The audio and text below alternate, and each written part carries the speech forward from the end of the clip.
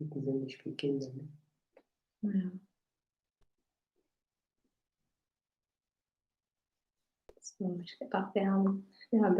Okay, guys, we're ready. Yes, I think now we're ready. We're so sorry for coming in late. We had some issues. We got caught up we had to put the kids to bed so we can have a good time together with you guys. We want to welcome you now officially to our YouTube channel, and this is the Munyagwas, my wife Priscilla and I, the husband Stephen Munyagwa. We're so delighted to have a couple of things to share with you this evening, tonight, concerning the issues, the burning topics, the burning conspiracies that happen in marriage. We're so delighted to share with you some of our experiences, some of the things we've experienced through the 6 years we've spent in marriage. And we're doing this because we lately celebrated, and we had to go out to catch up with time, to kind of remember our past and relate to our present right now, so we could tell where and how far we've gone. Yes, there are a couple of things that do happen, and this is not something new to you. We know it's not something new to anybody. Rather, it's kind of a recap of things that do happen here and there among marrieds.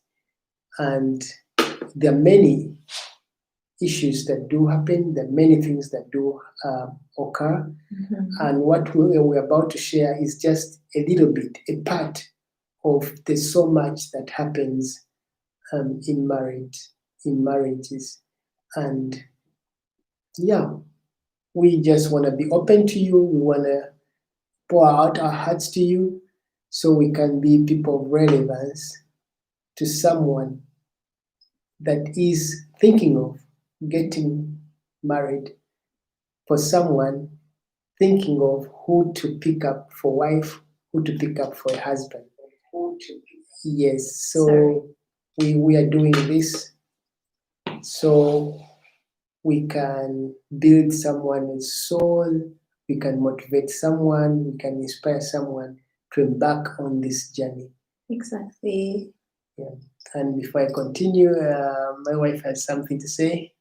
Exactly. So thank you very much for joining. Sorry that we are very late.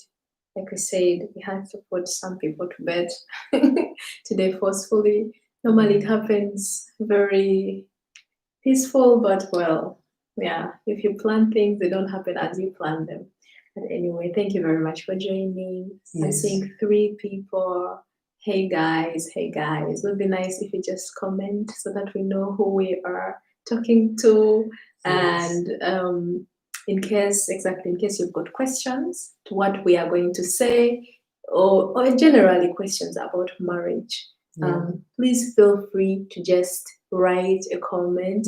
We can read them over here. So just in case we like bow our heads to read to like it, we're not impolite. We're actually reading something over here, so that this will be a dialogue from us to you. Like, we don't want it to be just one-sided.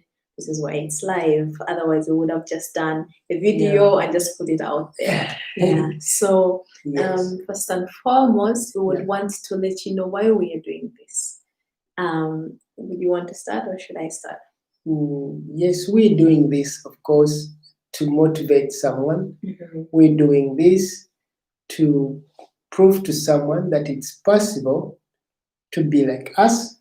It's possible to get into marriage and flourish. It's possible to get into marriage, find difficulties, but still be in position to maneuver through and stay with each other for the rest of your life.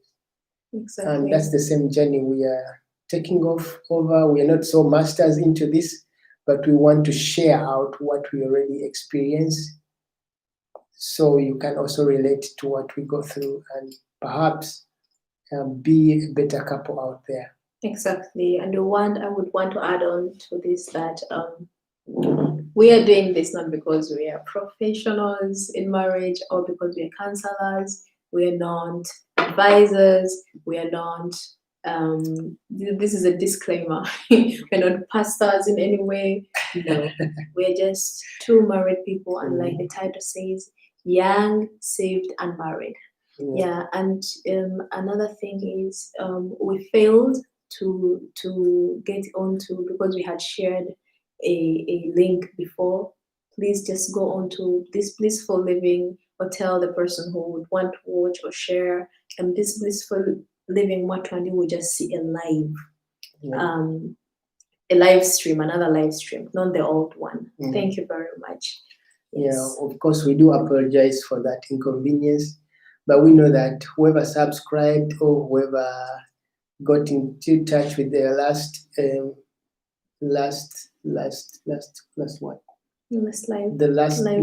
okay. You can still be able to find this one. Exactly. Yeah. So just type in the same words and share out to your friends that are lost so they can find us. Exactly. We know we have now a lot of engagement, but I think people are still caught up, confused on which channel to go to, on which link to go to. Yeah. But we believe still they'll find us. Let's just continue, and they'll catch us up wherever they'll find us along the way. You can give us your thumbs up. You can leave a comment. You can do whatever you feel like. We don't hesitate you to feel free to react accordingly. Exactly. And for the startup, we want to give you a little background of what we made, of how we made, and so we can have a good connection of the lessons that we've learned through these 6 years of marriage. Do you want to do that? You can start. Yes, we met in Berlin on one of our relatives, on my wife's relative's wedding, and it happened, coincidentally, never planned. Of course, you go out somewhere there and you never know that you're gonna meet your right person, the one you stay with the rest of your life, and boom, God does it for you. You set your eyes to that beautiful lady, to that handsome man, and you be like, wow, this is the right person. So of course it's a big story. I want to cut it short. I don't want to go into nitty-gritties of that.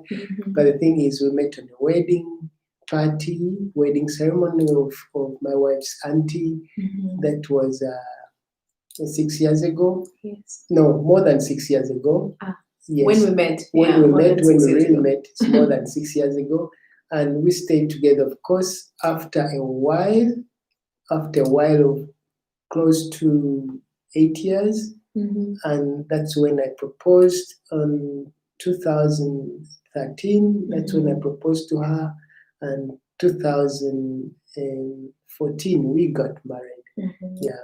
In August 22nd of August. That's when we got married. Yes, and since then it's been a journey of ups and downs, quarrels and happiness and joy, tears and sorrows.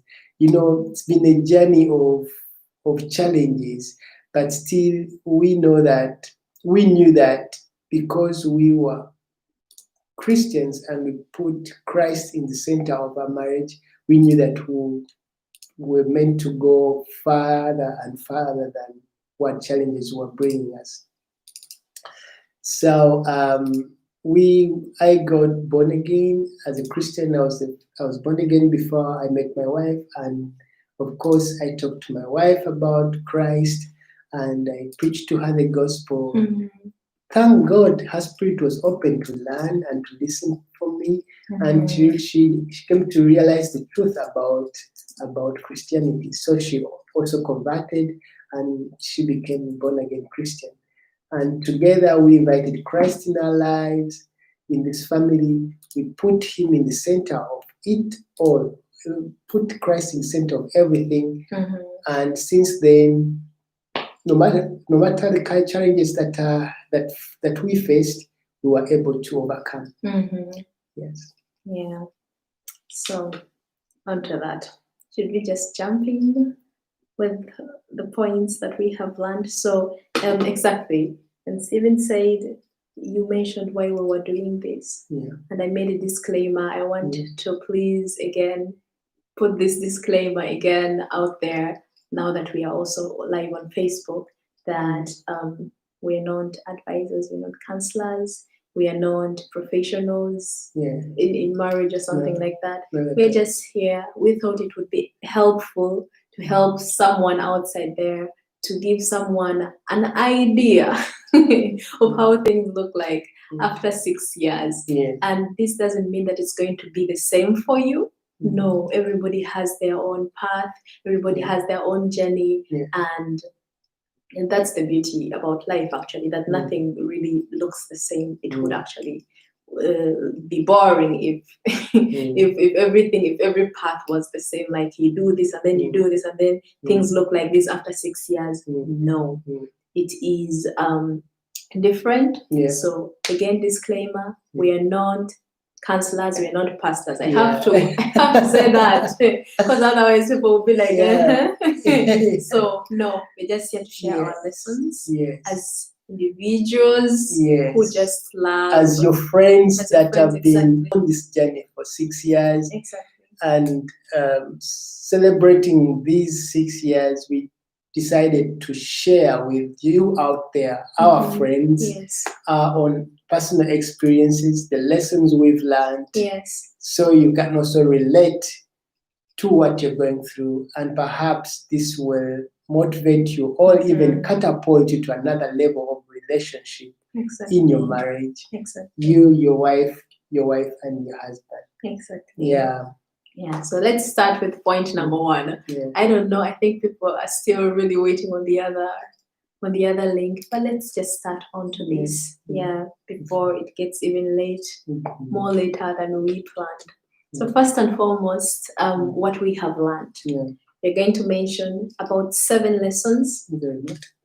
About 7 lessons of 7 lessons of things that we have learned. 6 and 1 is additional.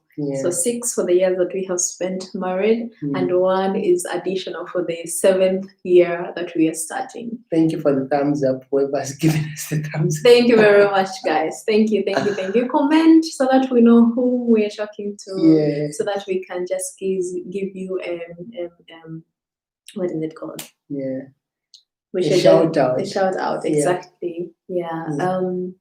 Number 1, for me personally, it has been patience. And again, it's not like we are so good at this right now that we don't need to learn anymore. Things we have learned and we are still learning. Because it's a never-ending journey, right? So first and foremost for me, it was patience. Like, you know, when you're going to get married, like, people emphasize you have to be patient. You have to be patient. Hey, look, Charles and Catherine. Hello, Charles and Catherine. Thank you very much for joining. Sorry, we're a little bit late. And the link kind of didn't happen that quick, but we are now here. So thank you very much also for the thumbs up. Thank you for everybody who is live and joining. Patience, like I said, so many people emphasize patience, like our parents told us you need patience. You really are going to need patience. And I think in the beginning, when they tell you like newlywed, you'll be like, naturally, some people are patient, Naturally, some people are not patient. Mm-hmm. Like some people really have to learn, have to put effort in it Mm. as they go, you know. Mm. And for me, patience, I think it was like actually already year number 1, where I was just like, oh, so this is I really need to be patient, because naturally I thought I was really calm person. I am a patient person. I would sit and wait for, if I know I want something, I'm going to get it. I'm going to sit there until I get it. But my God, well, marriage has taught me that indeed, if God decided to put patience under the fruit of the Spirit, it was because it is a major, major important thing that you will need for your marriage. Like, just remind yourself, this person, maybe you have not been living together, which is very good, before you get married, and now you're living together. Each and everything, like even if you're at your working place, you know, you have to be patient with your colleagues. You have to be patient with your boss. You have to be patient with everybody, and everybody has to be patient with you. But now just imagine you are living with this person. You have got 2 different characters. And I'm telling you, this has got nothing to do. No, when we are soulmates, and you know, soulmates, we are going, it will be very easy. It is going to be easy. We pray it is easy. But challenges are going to come throughout the marriage, where you'll be like, where your patience, you know, this thing that they used to do. What is that thing? Which one? They used to do like that thing. Which for sports. You understand? That stretching thing they use. You understand me? I understand you.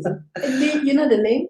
Like, I don't know, but it's like a gummy German, like it's elastic. It's elastic. They use in sports, right? You pull it to build up your front muscles, your biceps, your triceps, and your chest. For me, by year 4, I was just like, my patience, my patience level was pulled to that. You know, you're going to be pulled apart.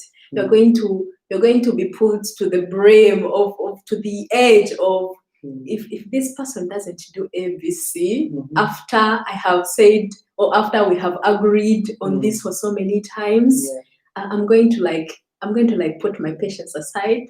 I can't, not even putting it aside, because you reach a moment where you are like, you don't have that that calmness to even talk to yourself properly and talk to yourself calmly. You just want to do whatever you want to do, because this person, you just, short and very briefly, you need patience, and your patience is going to be tested. Your patience is going to be viewed, and this is why some people even say, when you are married, you go from patience to endurance. Endurance is totally another word. You understand? Endurance is really, really, really another word. There's patience and endurance. Like endurance, you have graduated. You understand? What do you think about patience? Yes, of course. Patience taught me a big lesson. Like it goes beyond the word patience itself to the word like long suffering. You see? You can graduate. You can graduate from patience to long suffering. Like you have to bear with your partner for the greatest extent of it, you know. It goes beyond the word itself to just being dead to yourself, just to live for your partner. Yes. That's to me, because I remember difficult. Because before I got married, I was patient. I used to exercise patience at workplace, at school, with my friends I used to relate with, and I thought I was the most patient guy on the planet. I even promised her, I told her, man, you're lucky you found the most handsome, promising, prominent guy in the world. I'm patient. I'll never do you wrong. I'll never do you harm. Of course, I kept my words, and I've lived to that. To patience? To more than the word patience itself. Okay. So it's like you have to sacrifice your own self. Yeah. Just to live for her, just to live for your wife. Mm-hmm. So you don't need to keep your anger. You can keep your anger for anybody out there if you wish to for a while. Mm-hmm. But then when it comes to marriage, in order to keep your marriage function, in order to keep your family growing, there are some things you just have to overlook and say and promise yourself, no, I am not in position to get angry with you just for the sake of, just, of course, anger is there. It's part of our nature. They will do you she'll do me something wrong. Yeah. I'll get annoyed, but I don't keep it for even the next hour. No, I try my best to release it out, to talk about it, to communicate, relevantly about it, so I can set myself free. And that brings me to a point of loving myself, like self-love. Because if I don't love myself, then I'll have to keep that anger, that grudge against you. Exactly. Yeah, and that will hurt me. And I don't think I would love to hurt myself just because I'm angry, just because I'm not patient, for the next moment. So I have to love myself as me, in order to guard my heart, so I can be patient. And marriage has helped me exercise my patience to the maximum of it. And I don't think I've ever lived to that level of maximum, because because there are some times where really there are things I can't share with you guys here. I'm not there are things that really put me off, and I'm like, oh God, I'm not that I wish she knew. But then I'm like, for the sake of my marriage, for the sake of the commitment I made, for the sake of the decision I took 6 years ago to run this institution, let me just keep it. Let me just hold it. Let me just talk to her about it and let it go. Okay. And this has built up, and this has kept our family growing and going this far. Of course, I know couples that have lived together for 30 years, 40 years. Yes, they are there, but they can't tell you a definition of marriage, because marriage has no concrete definition of it. Like, there is a biblical. Yes, there's a biblical, I know, but I'm talking about sustainable marriage, sustainable relationship that is full of joy, happiness, gladness. I don't think there's one that can give you a pathway to that, because every marriage has its own ups and downs. Every marriage has its own challenges. Every marriage has its own history, present, and the future.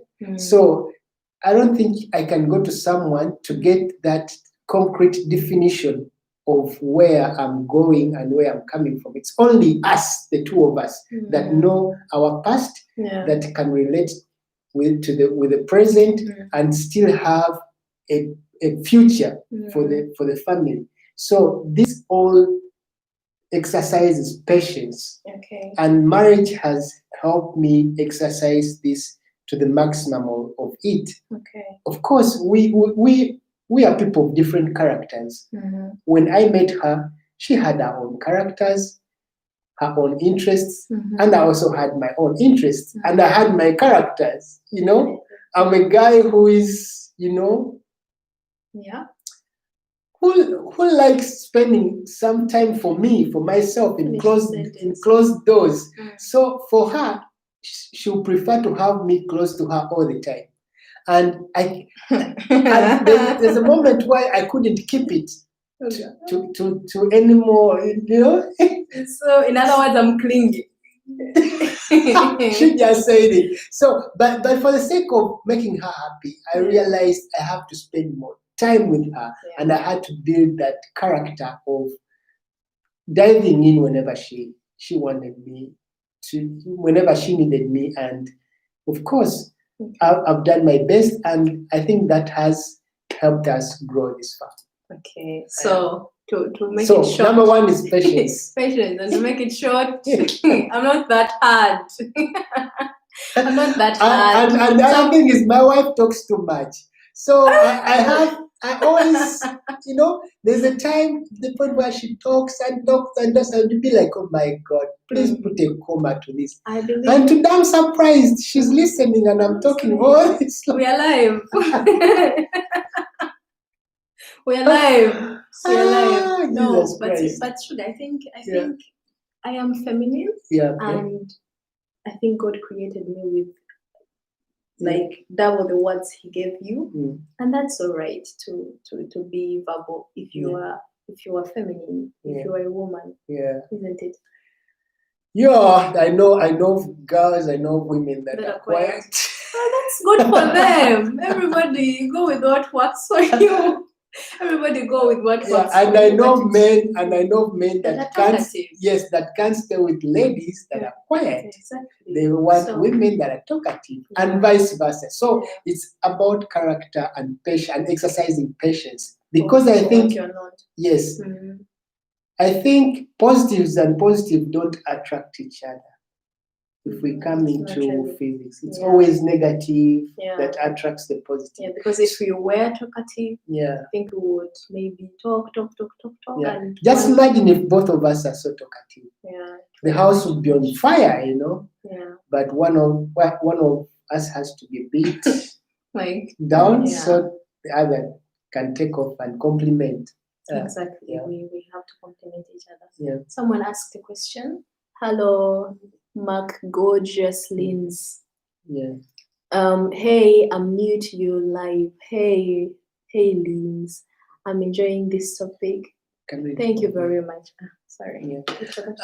I think we shall get to the comments as we go on, but I think let's first exhaust this because it might disturb other viewers. Maybe we just answer shortly because she has asked a question that is really that is connecting to this. Yeah. What age can we read from here? What age did both of you get married? So we married in 2014. I was, don't count my years, I was 23 going to 24. Yeah. And Stephen, you were. I won't talk for you. You can talk for me. You know how old I was. I know. Yeah, she didn't know how old I was. Anyway, we are 9 years age gap, and she was 23, and I was 30. 10 years. 31. Mathematics is not my friend. Yeah, I was 31 when I got married to my wife, and she was turning 24 when we got married.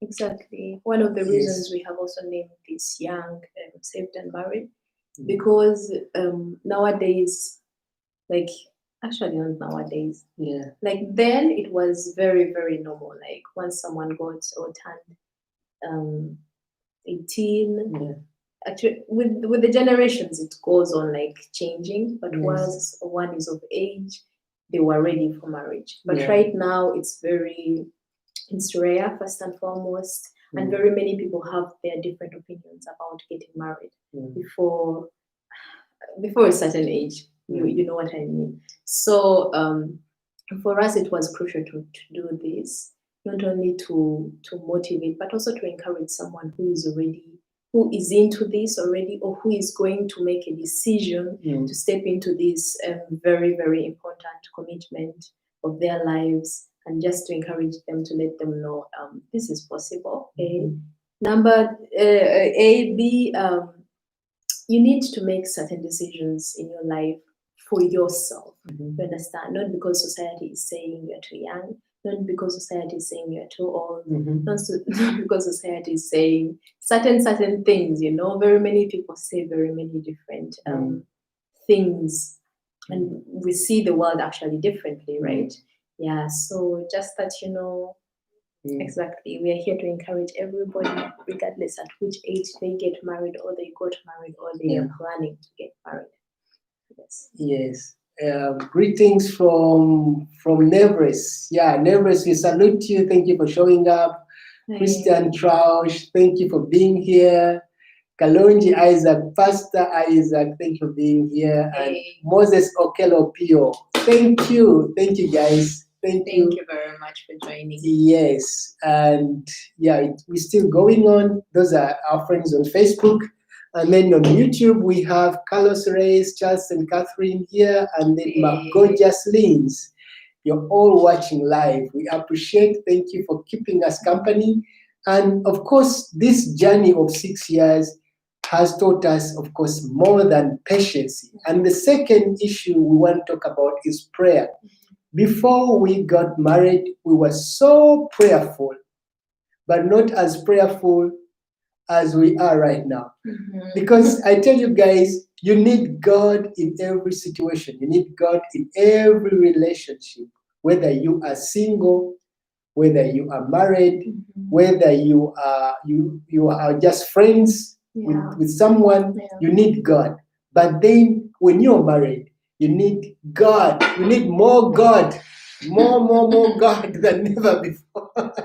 Yes, when you get married, you need more and more of God. Actually, double God more than before. Why do I say like this? Double God? You say a double God. It's God that instituted marriage. It's God that built up this institution called marriage. Yes. You know very well, I don't want to quote the Bible because we want to be just as free as anyone else. Yeah, because if you start quoting the Bible, we might confuse some of your fellows watching us. So we want just to talk just plainly about it. So it's God that instituted marriage, and because it's Him, of course, the enemy, who is the devil, always come intervene to sabotage what God created, what God instituted. And the moment you get into relationship with someone, of course, the enemy gets angry about it. The enemy gets disturbed and finds always ways of disintegrating you. The enemy always finds ways of breaking you apart. Yes. And that's why I say that you need more of God in marriage than when you are single, than when you are in any other kind of relationship. You can also testify with me. How many of the couples you know on this planet, friends of yours, non-friends of yours, but I mean couples that are still married for the longest time? Of course, there are few. Most of the couples that we kind of relate to, our idols, the ones that we always like look up to, they separated. Some of them, they are going through hardships, things you can't talk about, unspeakable stuff. Be quiet, because the enemy hates that. And if the enemy can attack Jesus and tempt him, you know, how much more you, who is not Jesus? Of course, he'll come and try you out, you know. He'll come and try you some shots to see whether you are fit to stand. So I say that as for marriage, we need more of God, more of prayers than never before. And for sure, this family, I'm not saying that we are so prayerful, but we're doing our best to pray. And for that matter, I think that's one of the reasons as to why we've been able to be patient with each other and to stand these 6 years. These 6 years. Exactly. Prayer is really crucial, and like Stephen said, you need it.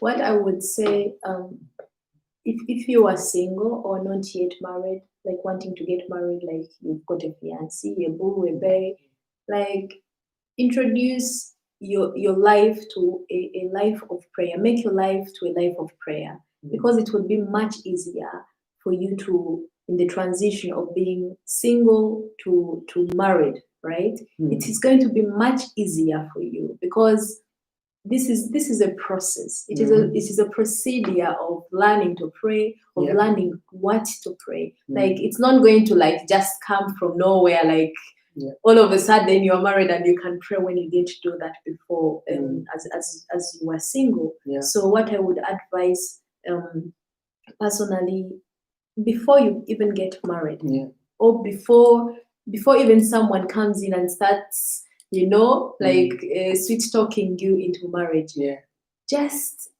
be prayerful. Exactly. Like that's the thing to do. You understand? Like, because you're really going, like since you're really going to need this. And one other thing is, like he said, patience. He said you graduate. For me, I thought you graduate, you get a degree, patience. Another degree, a master's in endurance. But he adds on long suffering. The moment you reach that long suffering, like, you can't reach, maybe you can if you are not really prayerful, and I don't know how, but maybe you can reach there with just not praying. But once you start, you are on a prayer journey. Once you are there with God, you are one with God. You tell him whatever you think is on your heart, whatever you're grateful for. Prayer is just not just, but it's a communication. You understand, between you and a loving Father.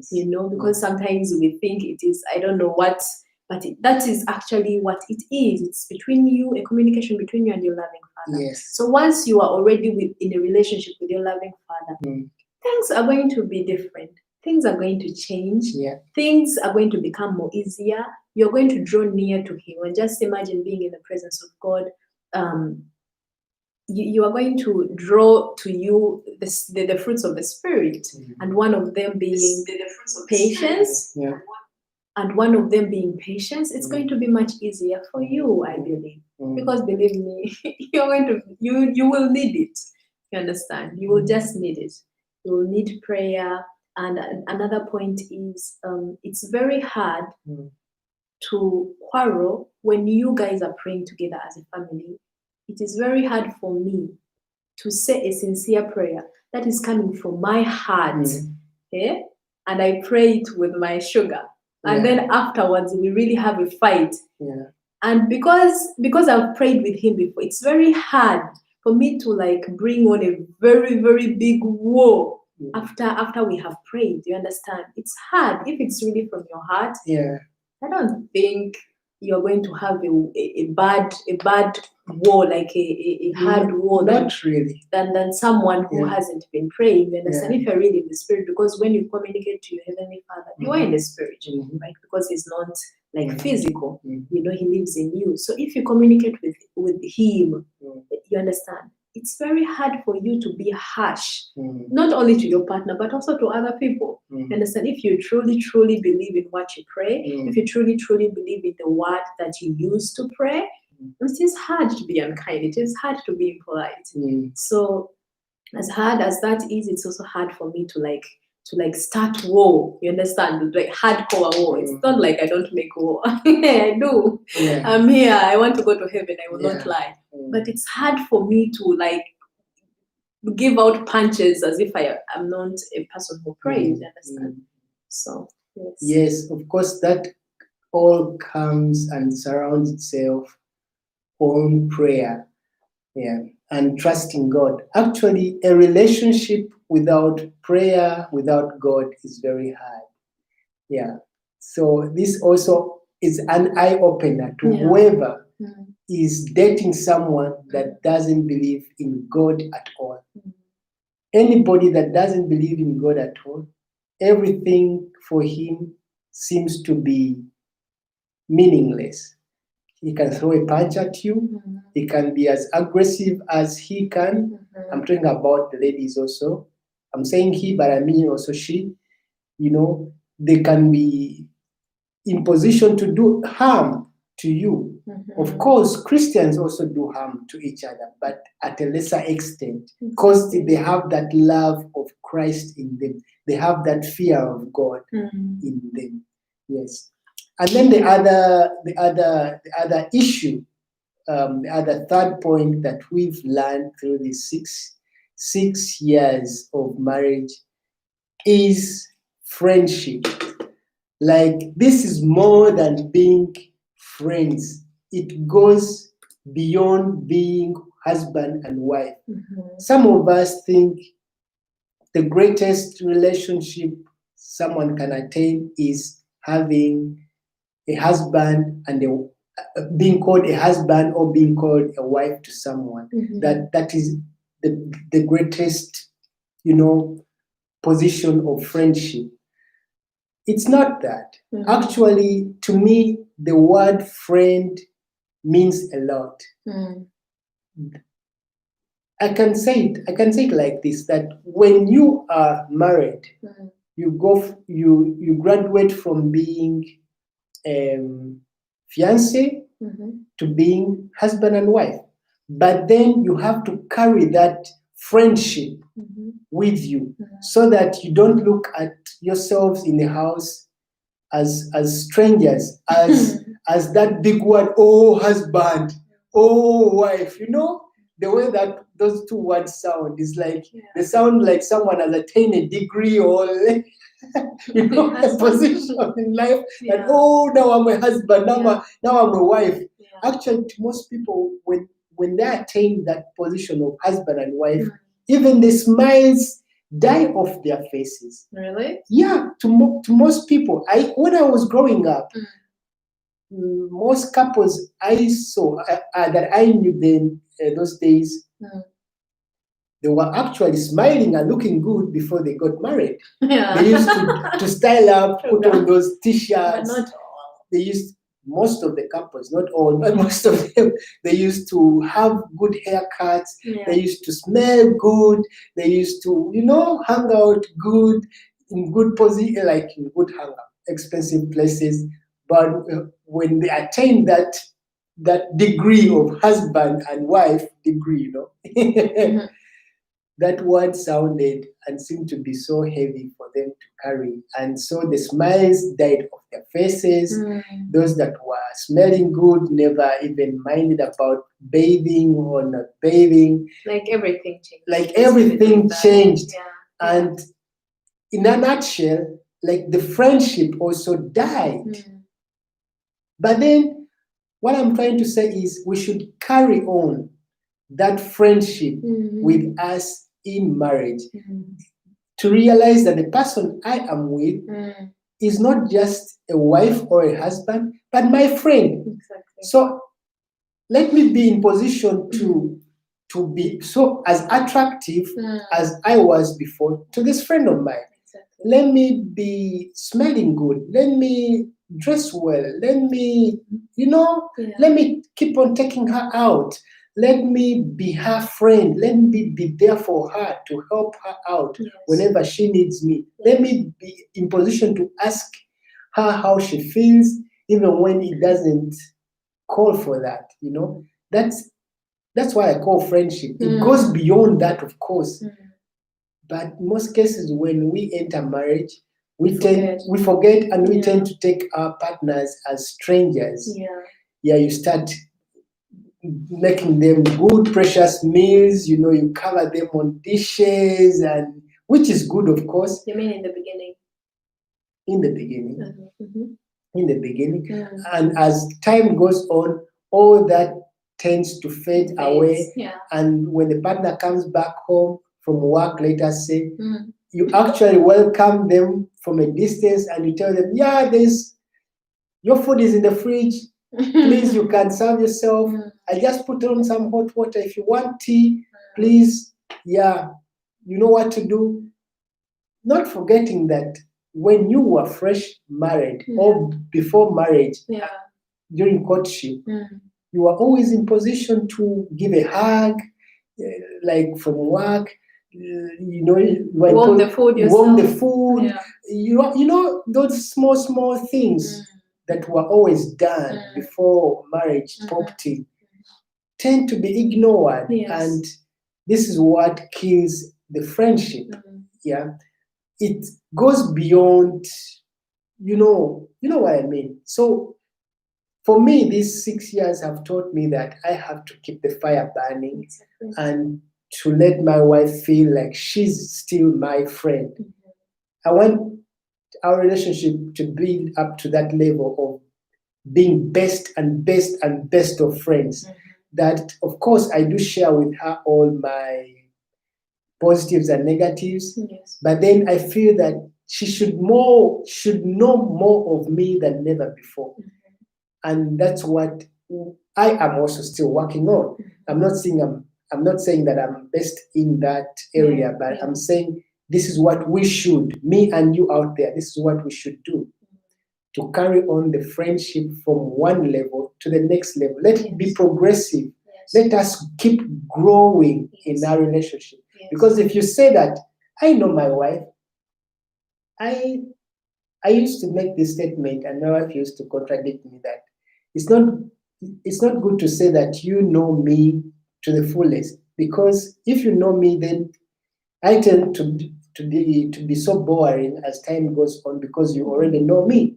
So I should always try my best to prove that there's still some more that you have to know from me, so that I can be a book that you're keeping on reading and reading and reading daily. A book, an endless book, a book that has no end. That's what I always try to be, so she can keep on revealing something new in me to keep her around, to keep on asking, who is Stephen?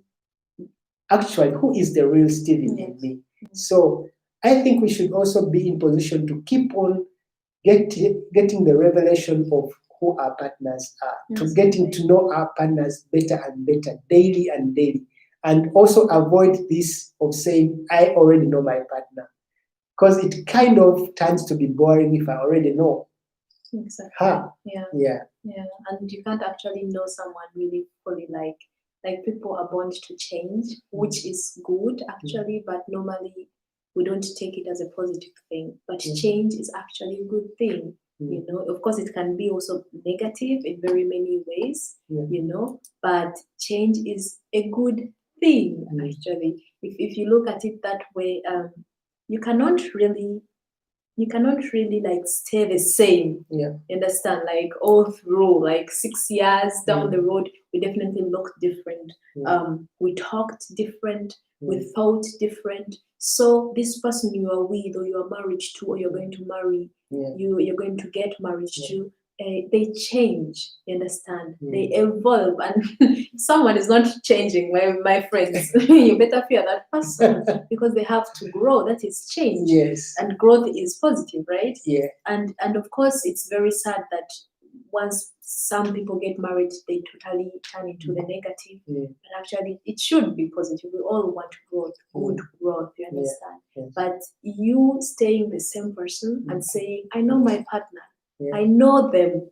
Of course, you have to know your partner very well. You understand? But you also have to leave a space for them to grow. You have to leave their what is it called? Is it called a chance? Like give them space for them to grow and understand them, explore.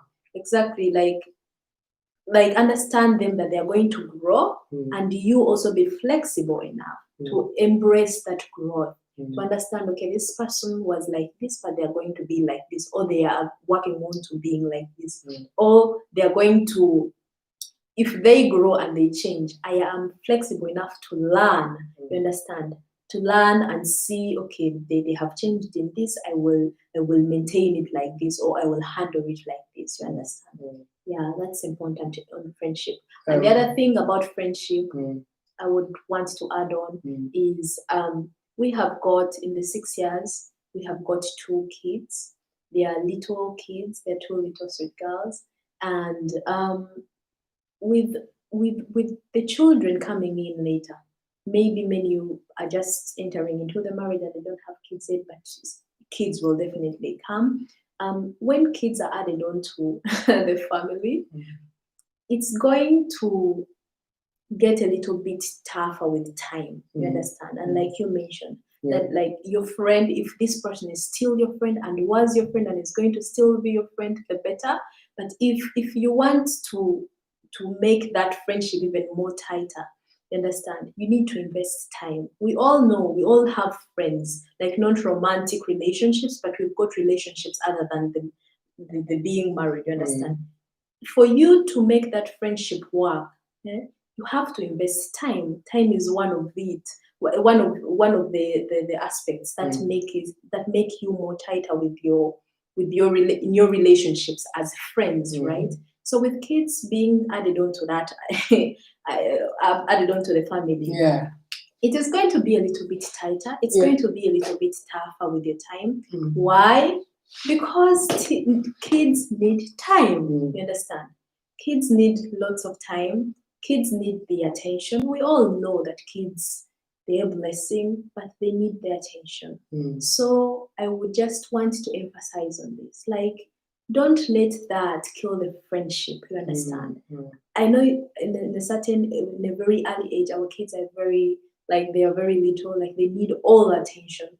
And in a very early age, they will totally need all your attention. And I'm telling you, because you're human, because you've got a physical body, you're going to get tired. And you're going to forget that your partner needs your attention, that your partner is there. Sometimes you really forget. We are honest here, right? I'm not going to sugarcoat anything. I'm not going to do like... I'm not going to quarrel after this. You can't. You can't. We promise each other, whatever we speak here stays here. You understand? Hallelujah. So, glory be to God. Whatever we say, it stays. So, let's add some light.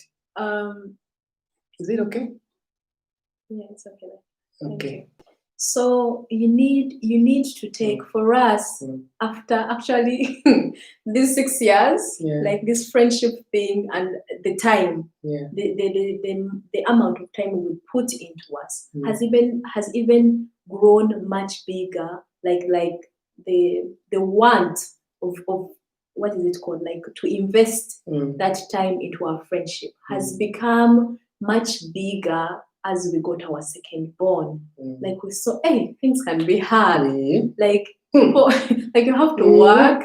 You have to work, number one. Number two, you have to take care of the kids. Like life has to move on. You understand? The world is not going to like just stand still because you've got baby or a baby or babies to look after, regardless of how old they are, right?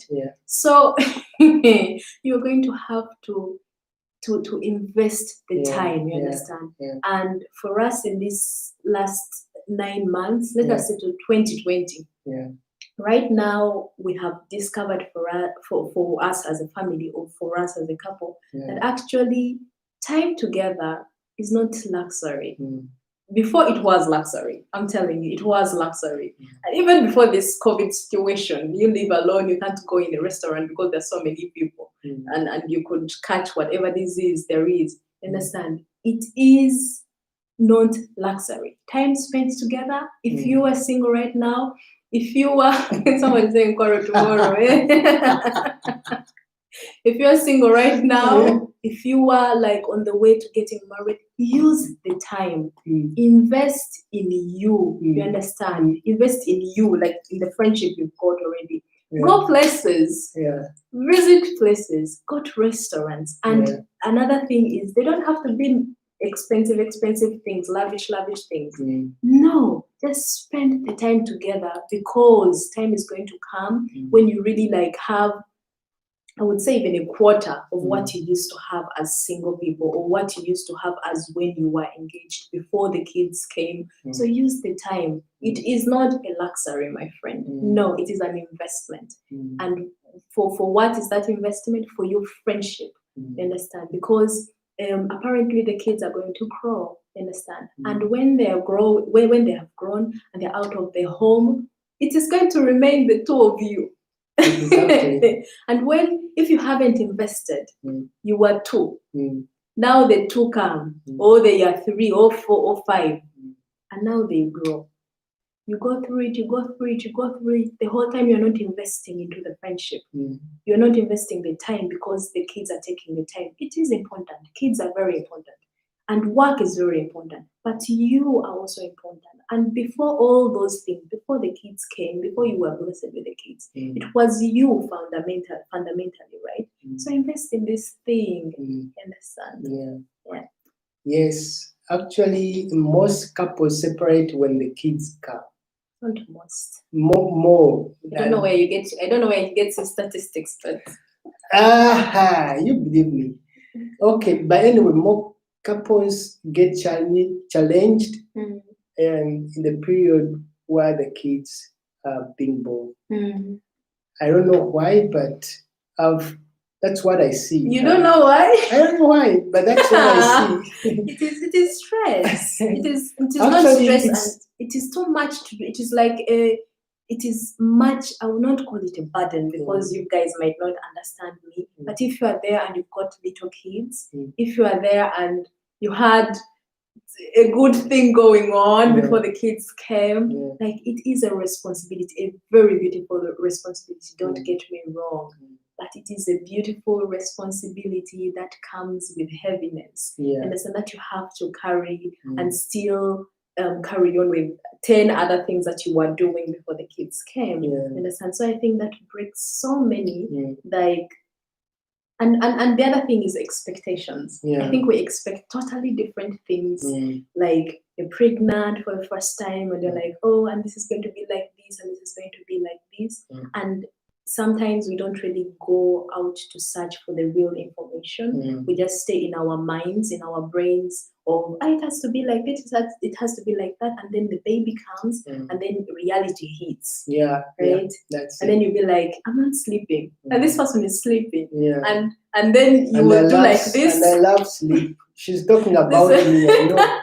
You wait after here. We shall, tomorrow we shall. You do like this. You tell them. I'm telling them. You do like this, and you'll be like, I'm tired. And it's like, I'm working tomorrow, and you're like, I know, but help me a little bit. You understand? So when reality hits, I think this is very heavy for very many people. Yes, actually, in addition to what my wife just said, is that I want to say that let's be patient at this time of raising up our children, because just know that before the kids came, you were too close to each other. You used to go out, used to have time for dancing, you used to have time for this and that, the two of you.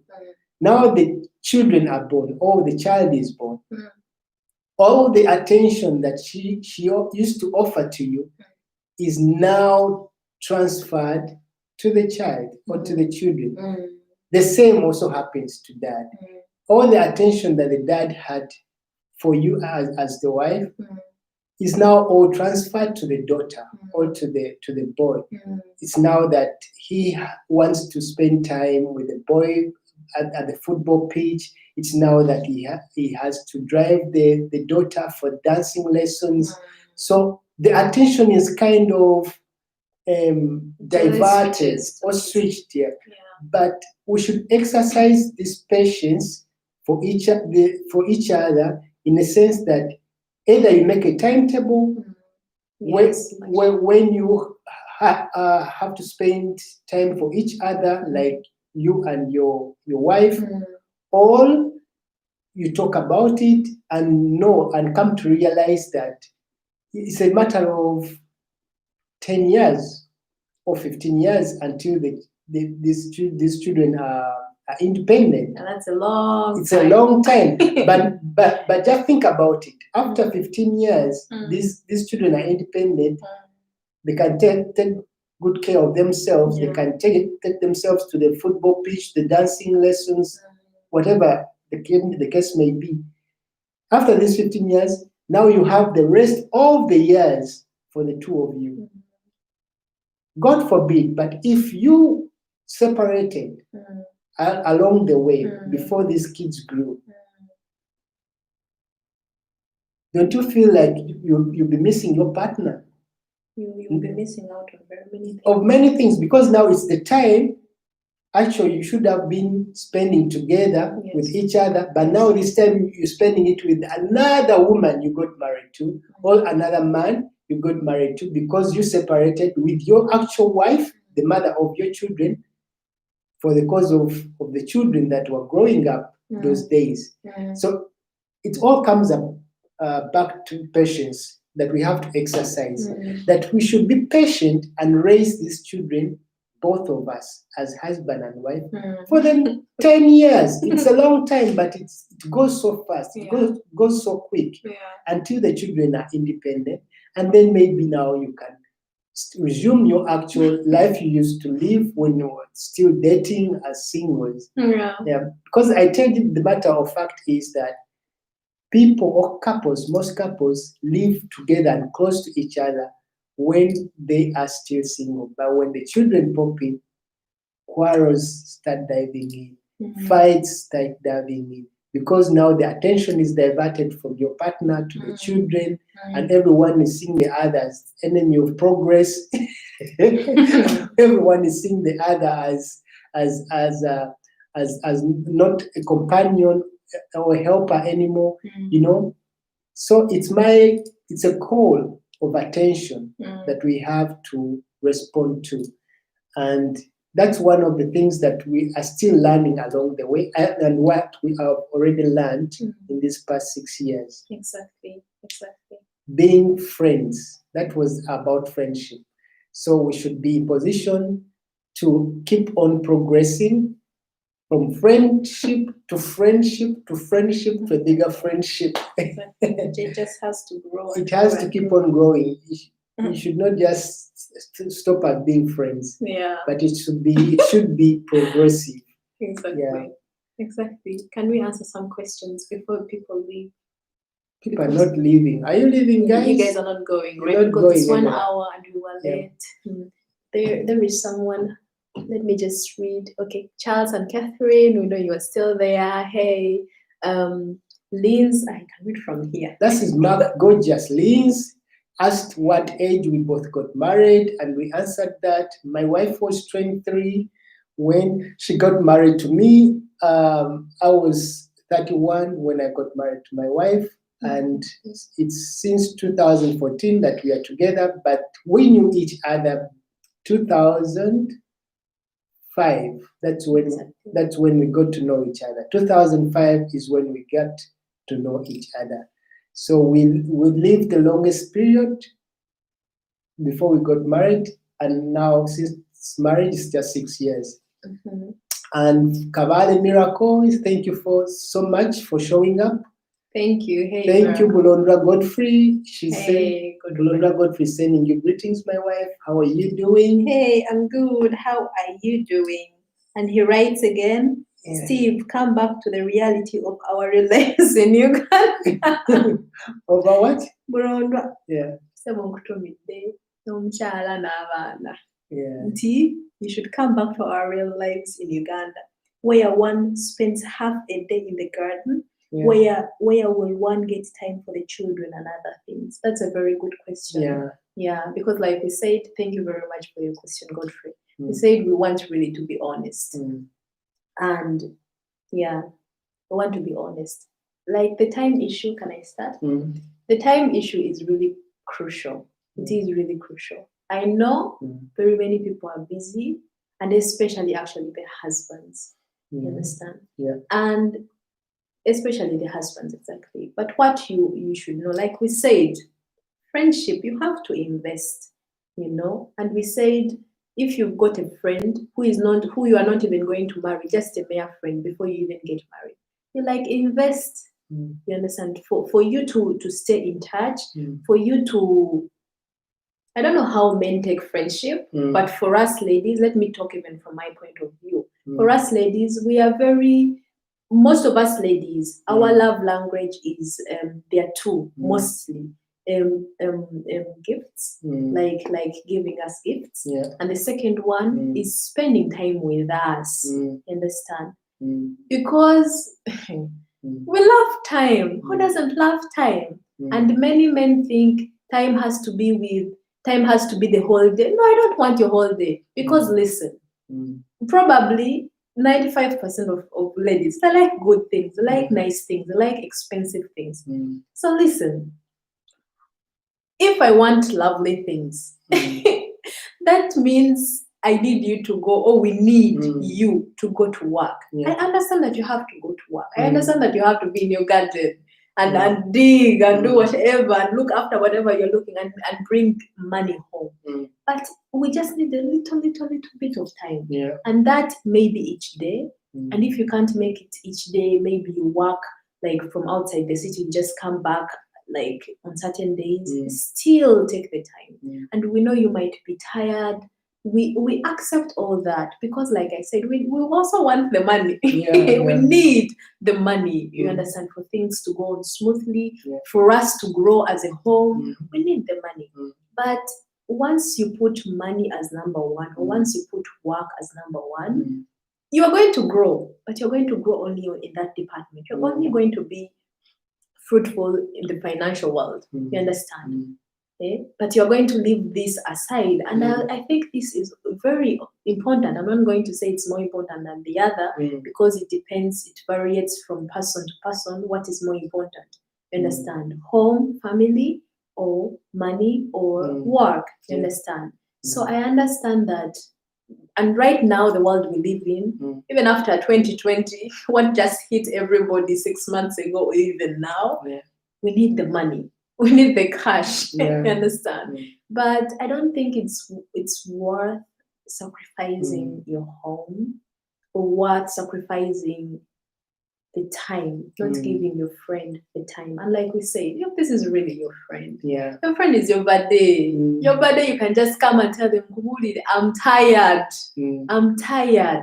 But jazzing with that person you haven't spent the whole day with, just 2 minutes like this. You understand? This person also understands. We are not like babies, like we are young kids. We are going to be like, hey, you're not going to bed. Oh, you have to talk with me.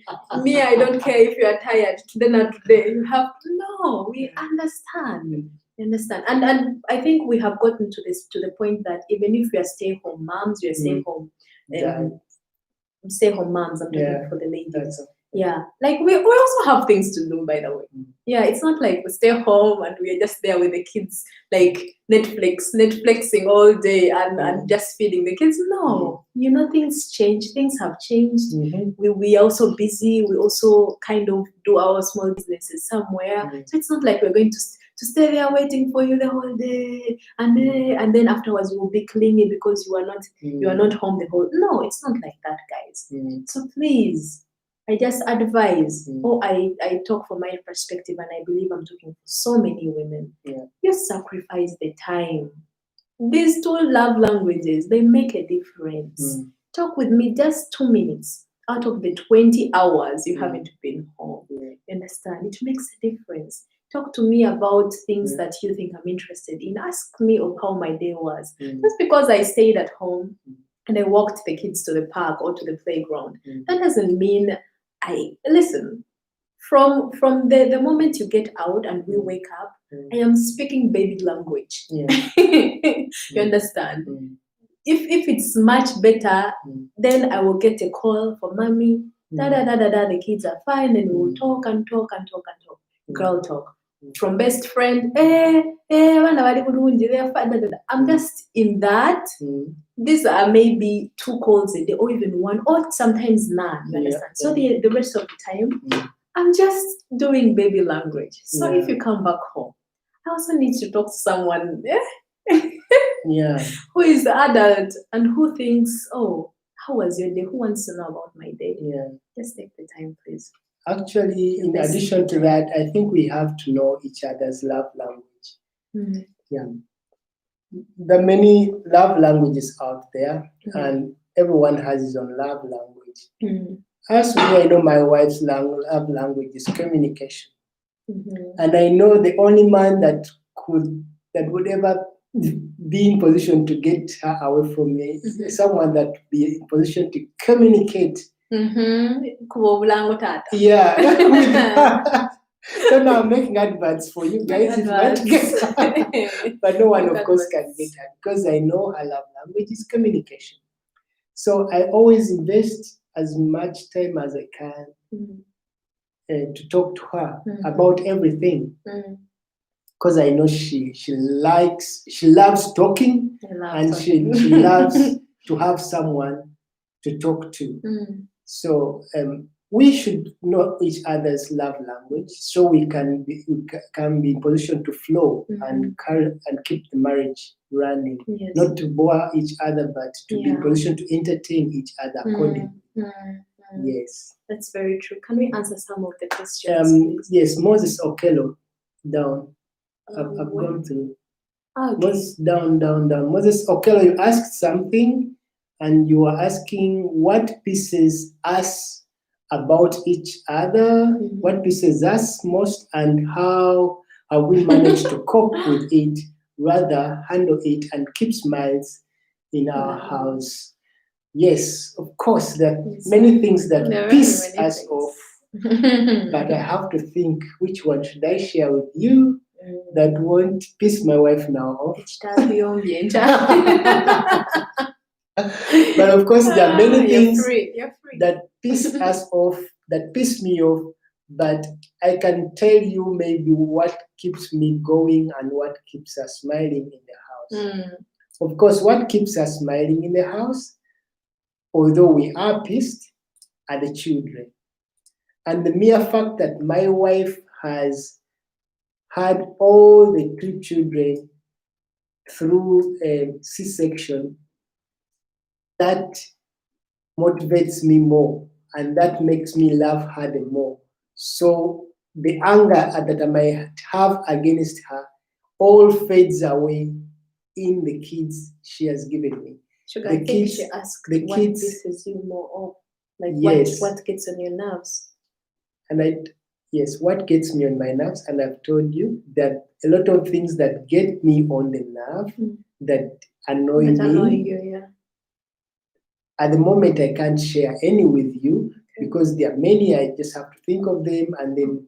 But rather now, I can tell you what keeps me smiling, even when I'm pissed off in the house. Yeah. This is what I'm sharing with you. What keeps me smiling? What keeps us smiling in the house, even when we are pissed off? So, what keeps us smiling? What keeps me smiling in the house, even when she has pissed me off? Are the children that we have here, both of us. What do you mean, are the children? Our children piss you off? Whenever, sugar. No, I'm just correcting you. This is why I re-asked the question. Yeah. So what are you saying? Like you refrain, you whatever. I understand what you mean, but you refrain for the people to understand because they will think the children are the problem. No, the children aren't the problem. Yeah. Opio asked, his question was, what annoys you? What annoys you, and how do you handle it? Yes, exactly. And I said, there are a lot of things that annoy me here in the house. Yeah. There are many, many, many things that piss me off, and I can't think of one right now. Yeah. It will take me time to think of them. But now, I won't share that what pisses me off now. Okay. I want to tell you now what keeps me smiling in the house. Okay. I'm telling you what keeps me smiling in the house, even when I am pissed off. So what keeps me smiling in the house, even when I'm pissed off, are the children we have. Okay. They brighten you up. Yes, the children we have here that you gave birth to, my children. Are the children, are the people, are the things that keep me smiling even when I'm pissed off. The mere fact that you've given me these 2 children through C-section, that has surpassed any kind of anger I might have over you. That fades away all that might annoy me in the house. All that has annoyed me in the house. The mere fact that the children are there, running up and down, smiling with me, calling daddy, daddy, they are the things that keep me smiling even when I'm pissed off in the house. So, but of course, I get pissed off, I get angry, and what I'm saying is that whenever I'm pissed off and I'm angry, I just run to my children, have a couple of discussion with them. Sometimes I dress them up, put them in the car and drive around the area. Or we go bicycle riding, Mm. or we go evening walks just to get some fresh air. Mm. So by the time we come back home, Mm. the anger is gone, Mm. I've cooled down, Mm. and in position to talk over it, Mm. and the smiles are there. Mm. So that's what keeps me smiling here in the house, Mm. even when I am pissed off. Mhm. That's what keeps me smiling. Okay. Yeah. Okay. So it's your turn now. Thank you very much. What annoys me most? Yeah, like you said, actually, you really have to think about that. What Yeah. annoys me most? I'm actually not a very. You can't really annoy me, like, nine. I think it really takes time for someone to annoy me. So I would say, if I maybe asked Sugar, like, help me with something, like, help me with this because of A, B, C, and because I'm engaged in some other thing and he doesn't. And in that moment, it is really, really necessary, and he doesn't help me with that. That really kind of annoys me. But not often. I'm not saying like in that moment. No, like after a certain time, like after an amount of time. Like, I asked you to do this last time, and you know, women sometimes we actually have to get rid of that habit of keeping record. Like, I asked you last time. I asked you in January 24th. 2020, before the pandemic, you didn't do it. It was 5 p.m. It was 5 p.m. and the kasana was shining like this. We like remember, you know. But once I asked you to do something in January, you don't. And I know you have got the capacity to do it. You can do it actually. You just don't. You maybe just forget. But once I ask you, like once, twice, thrice, like 4, 5, 7 times, like I said, I'm not really easily annoyed. You understand? And this is good.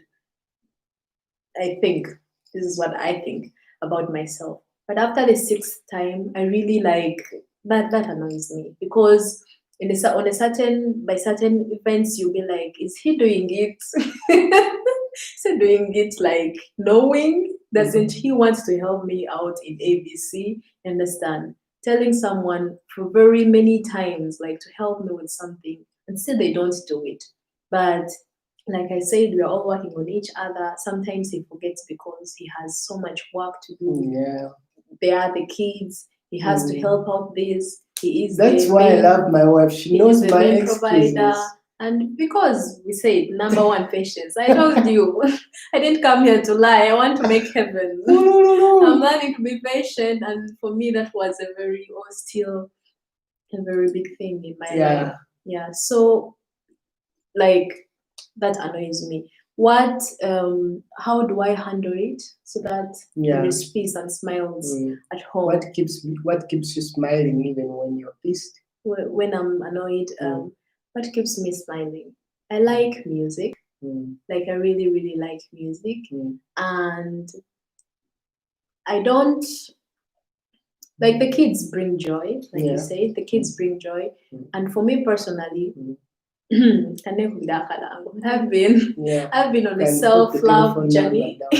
I've been on a self-love journey for 5 good years. 5 years ago, I discovered, wait a minute, you're not loving yourself as you should. So I decided I'm going to love myself. I started. It wasn't easy. It is still not easy, but I decided I'm going to love myself regardless what. Understand? So if he annoys me, before he gets to the inner Priscilla, he has to annoy like 5 Priscillas. And that's why I said you can't annoy me that easily. Like, before I really say I'm giving you up, I don't want anymore. Like, I'm a person who really, really waits, like who gives you chances. I'm not blowing my own trumpet. It is like that. You understand? I really like give you chances, like, okay, let's try this. Maybe this person doesn't want. Maybe this person had a problem here. This is why they didn't do ABC. I really give you like chances. Even if sometimes I don't communicate, but I keep quiet and be like, okay, next time. The next time it doesn't happen. So back to the point. I love myself. I have learned how to love myself. That I don't get that annoyed, because there's some things where you're just like, oh my God. If this person does ABC again, I don't know what I would do to them. You know, that anger. So before I go up there and like blow up. Mm. I have learned to love myself. Yeah. I have learned to put myself first. I have learned to really put myself first. Yeah. Like you have to annoy me before you get to the inner me. It takes a little bit time. You understand? So I've learned to go into myself and say, okay, what is it now? Like to deal with the issue, because you know, once you blow up, it brings even other issues. It might be I've asked him to like very easy thing. I'm like, you know what? I need you to just move the big plant because I can't pull it right now. Can you just put it out of the sun because it's going to dry out? And then you wait 1 week, the plant is still there. Example.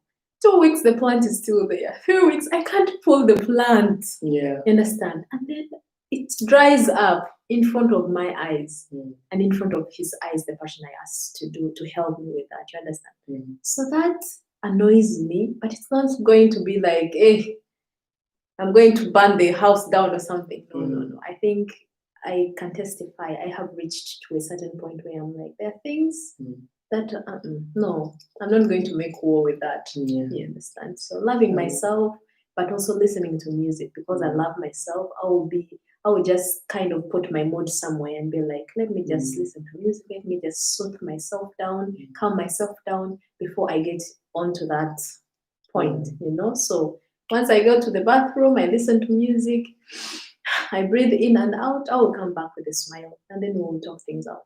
Yeah. It's always better to talk about things when you have cooled down in order to avoid speaking what you regret thereafter. Yeah. You know, anger management is one of the key factors that have to be kept in your relationship, in marriage. But even actually as individuals. Yes, as just individuals. Have to have anger management before you even enter a marriage. Sorry, I just wanted to add this. Because you need it. You need it at work. You need it everywhere. You need it to just communicate with people. You just need to self-control your everything, not only anger. To just self-control yourself. Yes.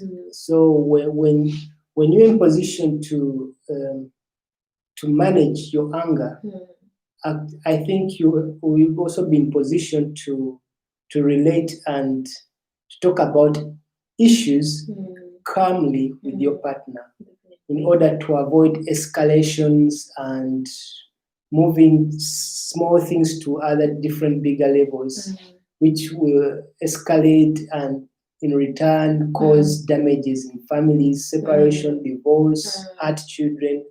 Yet it was just a matter of giving yourself a distance, keeping quiet for a moment, going out, get your fresh air, cool down, listen to your soft music, talk to your children if you have any, make some phone calls to your friends, and then come back home and talk about the issue. Yeah, because the moment you give a devil chance of replying, of reacting according to your own emotions at the moment, you'll be forced to talk or speak the unspeakable words that will hurt your partner. And these words of us that we speak out are like metals, they engrave issues on our hearts that and on our minds that are unforgettable. They are things that are there forever. So we should be in position to manage our anger and also talk about issues when we are calmed down. Exactly. That's what we actually do here. And I think it has, not even thinking, I know it has helped us a lot. And it has brought us this far. Definitely. To add on to the words, like, you are very right. Like, if you can, manage your words. Manage your words. If you're single, if you're in a relationship, just try and manage your words. You know, because words, as I was growing up, they used to say in my mother tongue, words don't break you. Like an abuse doesn't break you, but it does, honey. It does. It might not be like the physical bond, but it does. And if you read the Bible says words are powerful. You understand? Life or death lies on the tongue, you understand? So when you speak something, it either builds, it either breaks, it either kills or destroys or creates, you understand? So just manage your words. Yep. Manage your words, because this person you are telling these words to, and mostly it is us women. Yeah. I have to be truthful with that. It is us women. We have got so many words, and that's beautiful, you know. But how you use them, you're either going to kill, create, or build. You understand? So just kind of maintain yourself, manage your words. You understand? Use them properly. And like we said, if you're angry, go to the bathroom. Breathe in and out, understand, so that you don't hurt this person, because those words, he will forgive you, but they are words that we say in anger that are really heavy, understand. It's they say you can forgive, but you cannot forget. And if you're Christian, you know you have to forget, but some words are just too heavy to be forgotten, right? So just manage your words. Sanyu Karine, hey Sanyu, she is saying beautiful couple, beautiful family. We thank you very much. Glory to God. Thank you so much. She says self-love is best. I'm telling you, self-love is best. For man, for woman, just love yourself. It makes so many things different. I'm telling you, the Bible says it. You understand? Love yourself, love your neighbors, you love yourself. And why do you say you love God, whom you have never seen with your eye? You understand? And then you lie that you love your brother. You love yourself. Love yourself. There is a quotation that says, I don't know why I never got this quotation. And the way you treat yourself, that's how you treat God, because God lives in you. Understand? That is from Ian Labatsan. You treat yourself kindly. You talk to yourself as if, not as if, but as if you are a person you love. You understand? Because we can be terrorists ourselves. Understand? You will tell someone else, you look good, I like this, I like that. But to yourself in the mirror, I don't like this, I don't like my nose, I don't like this one. Of course, if you terrorize yourself that way, if another person like annoys you, like we said before, and they're bound to annoy you, they will annoy you. You're two characters coming from two different families, from two different backgrounds. You're going to annoy each other. You know, even the Bible allows us to be angry. Just what you do when you're angry, that matters. You understand? So talk to yourself kindly, because that is the basis you're going to use. That's the foundation you're going to use to treat others. Understand? Have you ever met a critical person?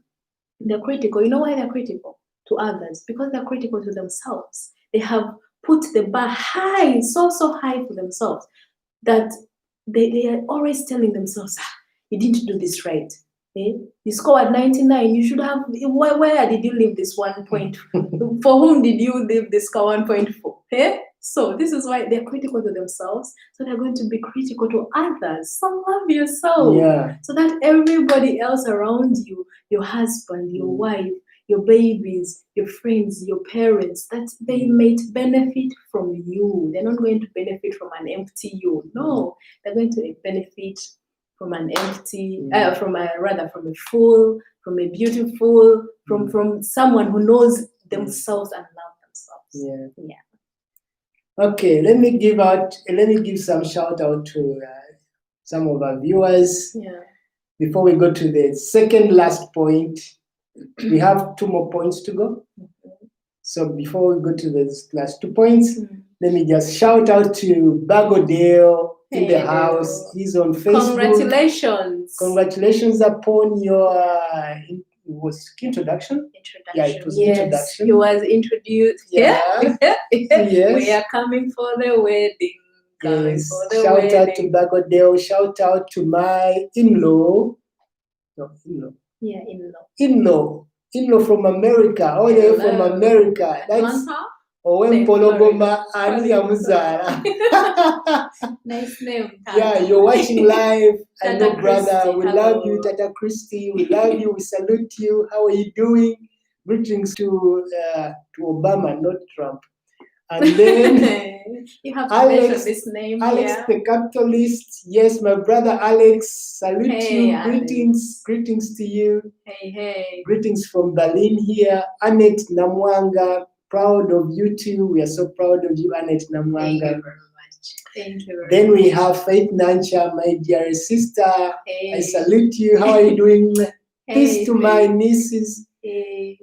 And then we have Nakalima Rebecca, my other in-law. Hey, Rebecca. Thank you very much. Thank You you for taking guys, the time. thank you for being here. I missed you guys. Thank you so much for taking the time to listen to us. Yeah, the next time you come to Berlin, please come, let's hang out. Exactly. Then my dear brother Alfred, Jonas, Donna, Hammond Jr. Hey, Yes. Thank you very much for taking the time. Thank you for taking your time. Indeed, I have to compose a song in this statement. Yeah. And then Lolando Lawrence, Uncle Lawrence. Uncle Lawrence. Yeah, Yes, we used to call him. We used to call him Uncle Money. By the way, he doesn't know Uncle Lawrence. Now you know. Uncle Money, Uncle Lawrence, Uncle Lorondo. Money in Gaba. Kayanja Kaya. Yes, you lost Kaya. Where are you hiding? Hey, Nicki Minaj. Nicki Minaj, how are you? Too true. Hi. Hey, that is Gertrude. Gertrude? Yes. Gertrude. I salute you. How are you and your husband? Hey, Gertrude. How are you? How are you doing? Yes. Are you in Uganda? How is Uganda if you're in Uganda? Hey.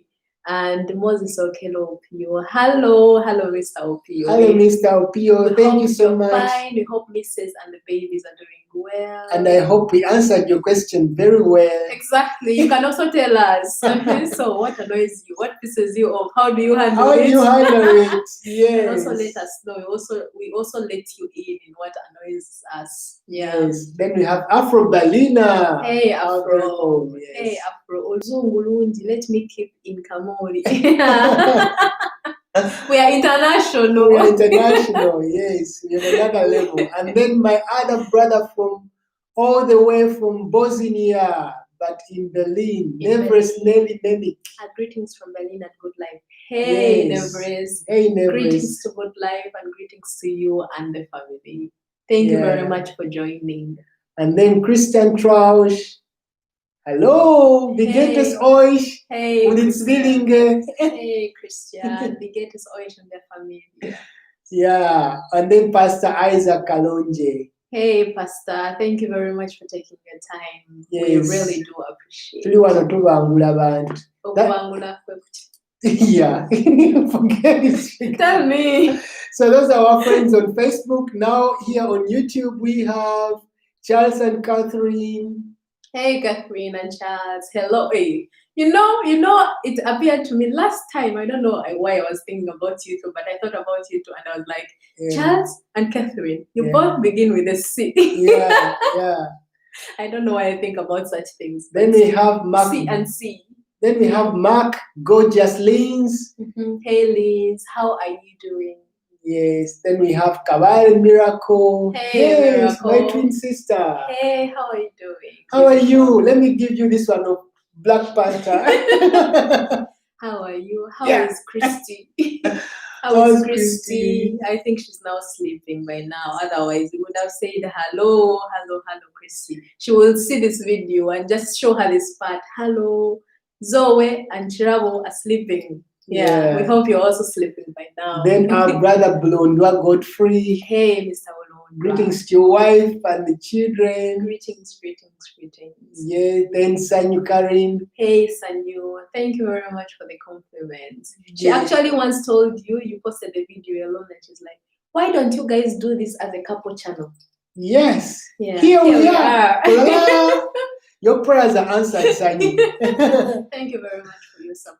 Sanyu Karin. Thank you. Yeah. Actually, where do you come from? Where do you live? She's from Uganda. I know Sugar, but I mean where she lives. She lives right now in Uganda. I would like to know, actually. Sanyu, please type in where you live. Yeah. We want to catch up. We want to get to know you better. Exactly. And you've got a beautiful name. Yes. Yeah. Because our daughter is also called Sanyu. Exactly. You've got a very, very beautiful name. And I believe you're a very happy person.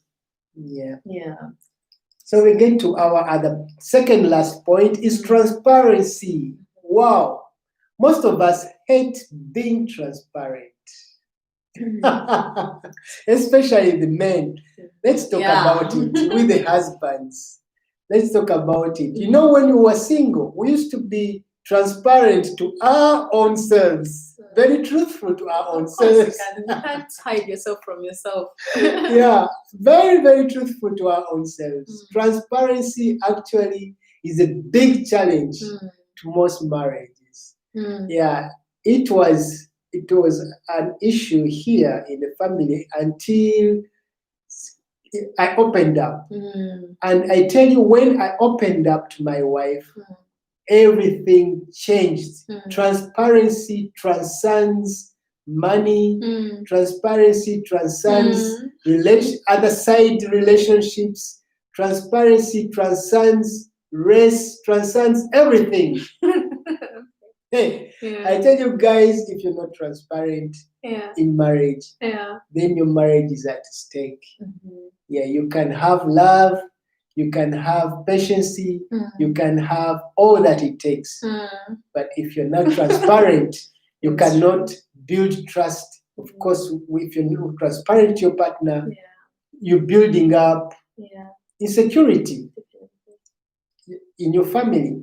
So we have to be transparent as husbands. Let's talk about money.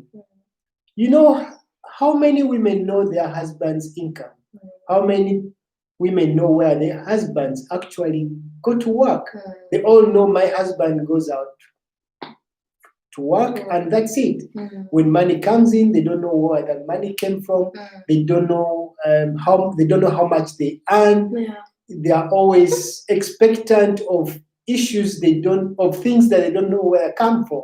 Because we as husbands, we tend to be insecure on releasing out our financial statuses. And why exactly to their, insecure? Because that's kind of like a man's nature to be like egocentric, like to be like, you know, to keep it to keep it for our own self as managers, which I think isn't the right thing.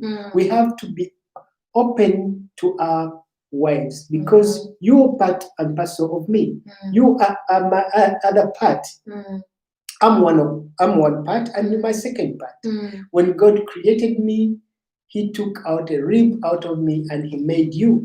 So you can be part and parcel of me. So you can complement me. So you can be my helper.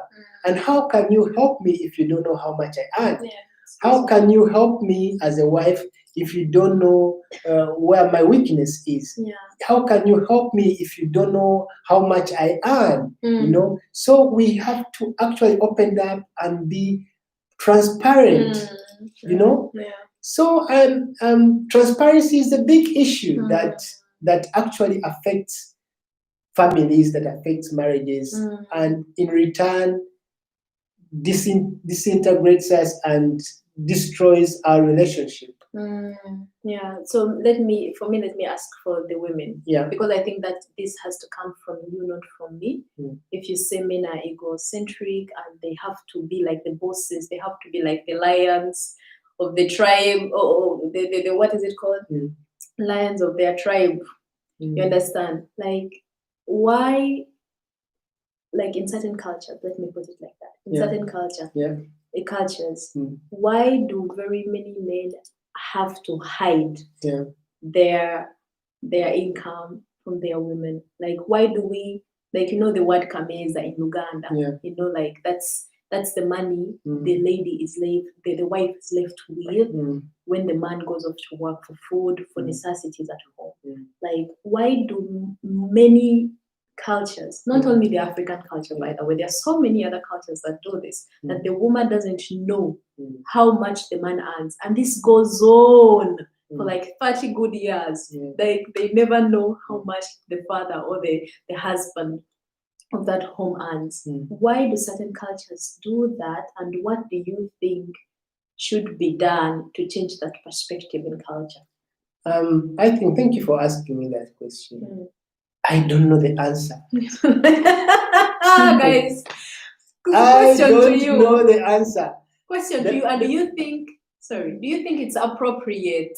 I know a man has to be a man, but if you're earning, and maybe I'm also earning, things have changed.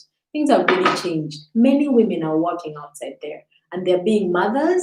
They're also bringing their 2 cents to the table, and some of them are even bringing like the most to the table in the home. But why do certain cultures tend to hide or to say it is all right? Why do you want to know how much I earn? You get food, you get this, the children are dressed, the school fees is paid. Do you think that's right? Like, should that go on? Don't you think this brings even more trouble than necessary? Because we have seen now COVID-19, for example, when the pandemic came, that the fights in at home like mounted up, you understand? And for me, I know the problem is money. People are not fighting just because you are totally into my face. Maybe that one also, but I think it's the money, and the money is a root to so many problems. But we don't take this seriously. Yeah. You understand? Actually, this transparency and money as itself is another topic, because we can't exhaust it all here. Yeah. But we're just talking surfacely, like on top of it. Yeah.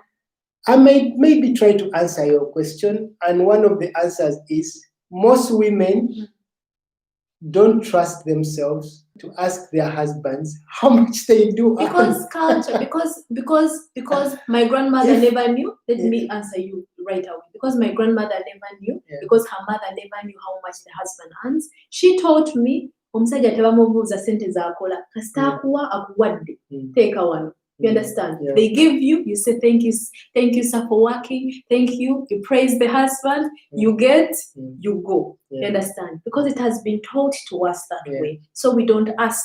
You understand? It's when we are exposed, it's when our mother's generation start telling, you ask, this is your friend. You ask them. You even ask them before you get married to them for security. You ask them, you don't ask them like, hey, how much do you earn? So that you weigh yourself like, I'll be here when I'm married, I will be on the safer side or not. No, anything can happen to the job, right?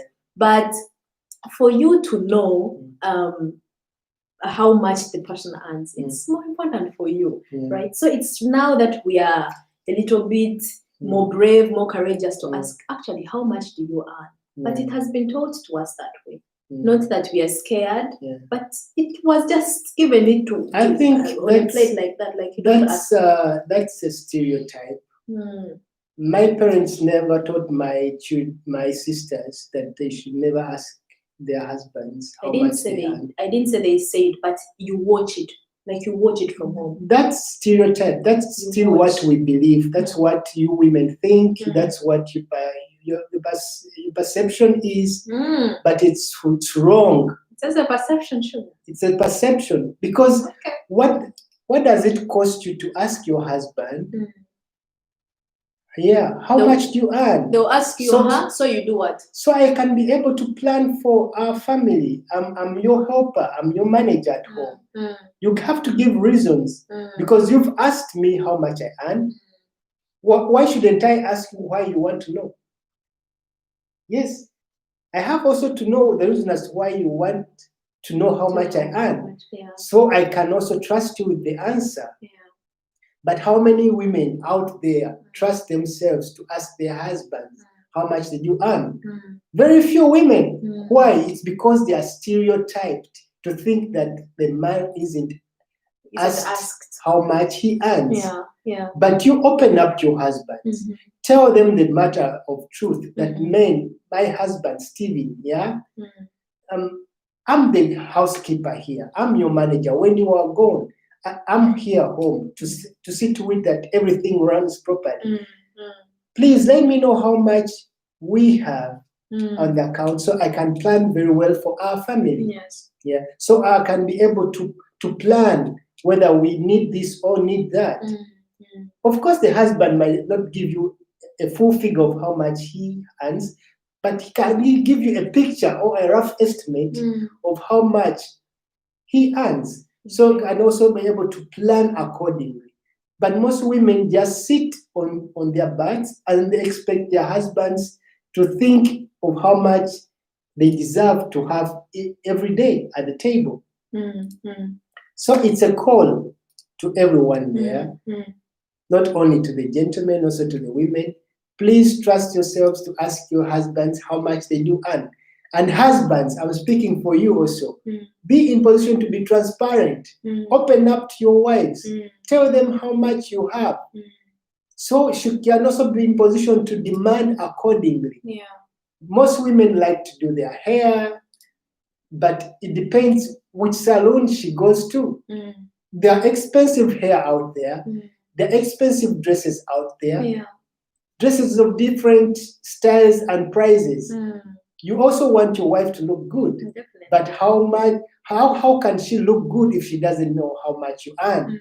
How can she keep the house tight or safe, secure, clean, nice looking if she doesn't know how much you have on your account? So kind of be transparent to each other. Let her know your dates. So you can be in position to plan accordingly together, who to pay and who not to pay in time, to keep the family running. Yeah. Because if you keep everything centered around you as the husband, you'll be so exhausted, you'll be so worn out to the point of even growing old when you're still young. You even grow white hair I know. before your age, Why? It's because you've kind of kept everything around yourself as the husband. You're not giving a chance to your wife to play a role of a helper. Wives are not there only to give kids and clean the house. They are there to help us. They are there to act as our own managers in our absence. Financial managers, for example. Social and economical managers. No, that's true. So that helps us as husbands to be relieved of certain issues, so we can also grow in health, so we can also think right, be transparent to each other. Open up. Tell them about your fears. Tell them about your emotions. What hurts you, what doesn't hurt you, what motivates you, what puts you down. We as husbands, we need also encouragement from our partners.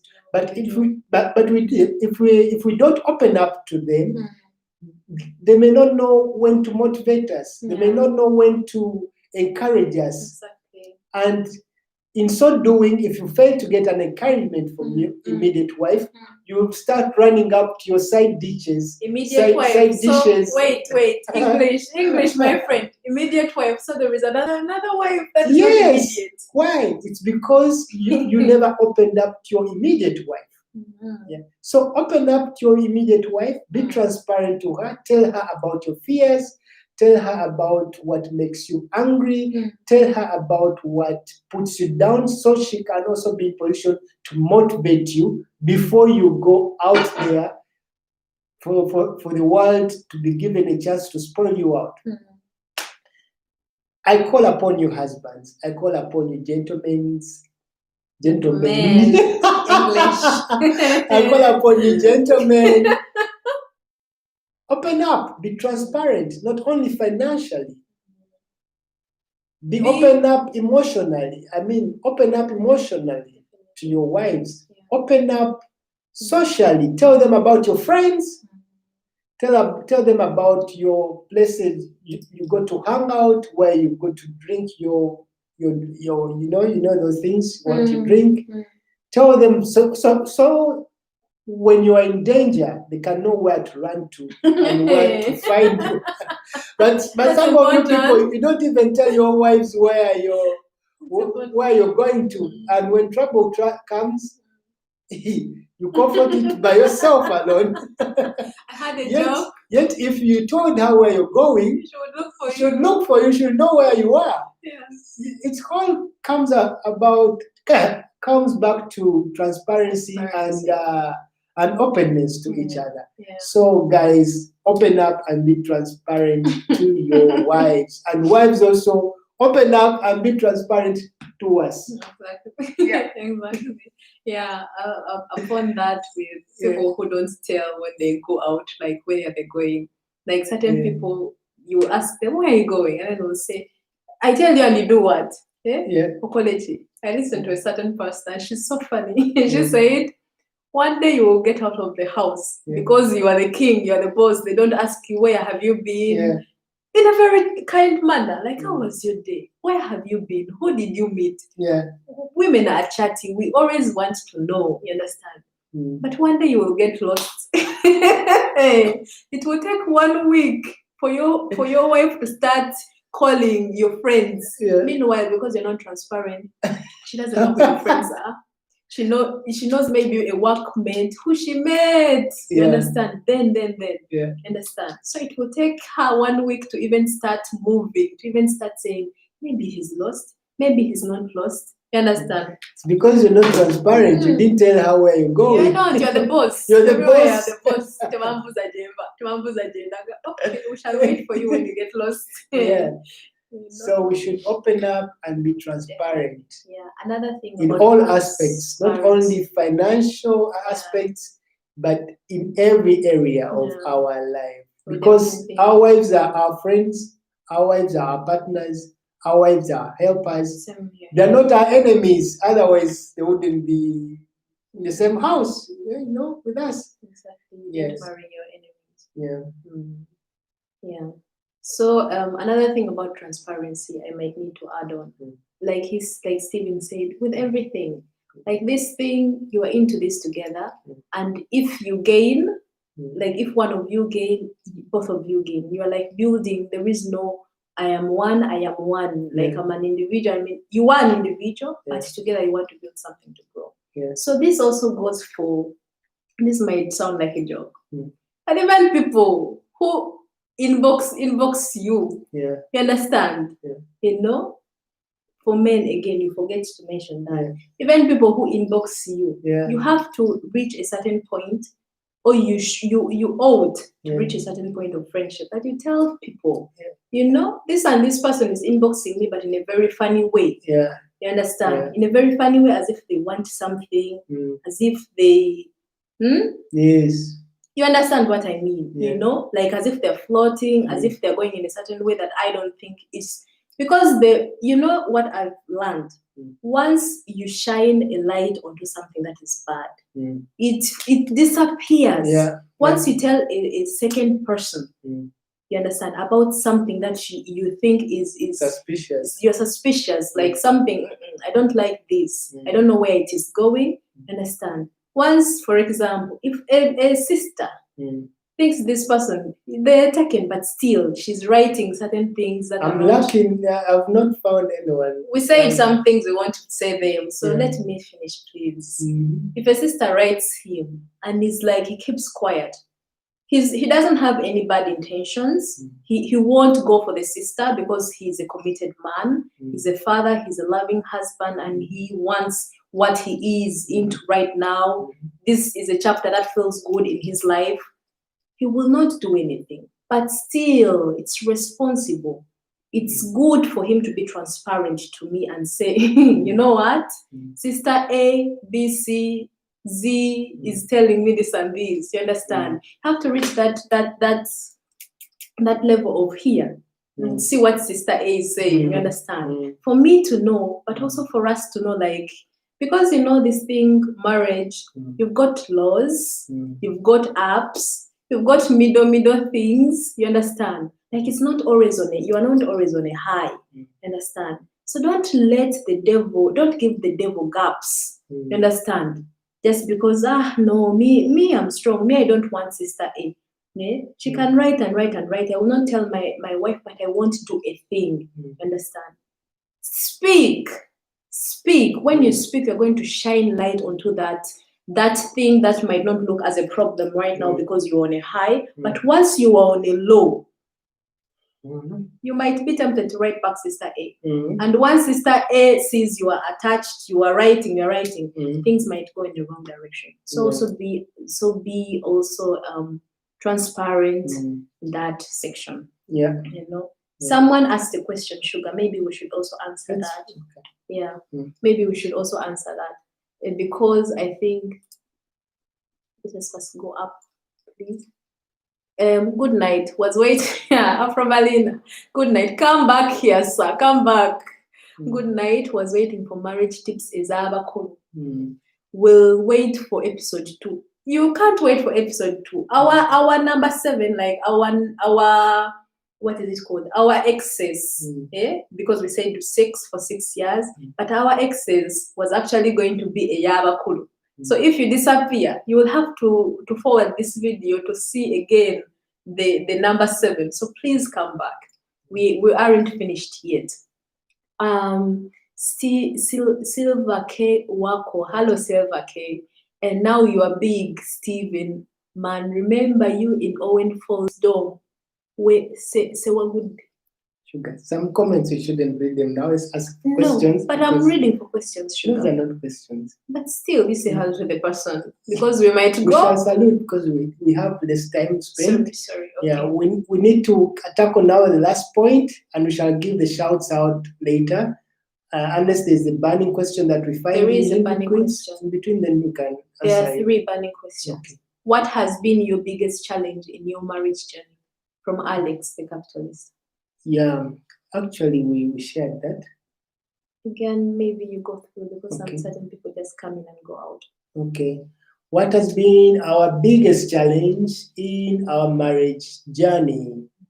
Yes, how? Biggest challenge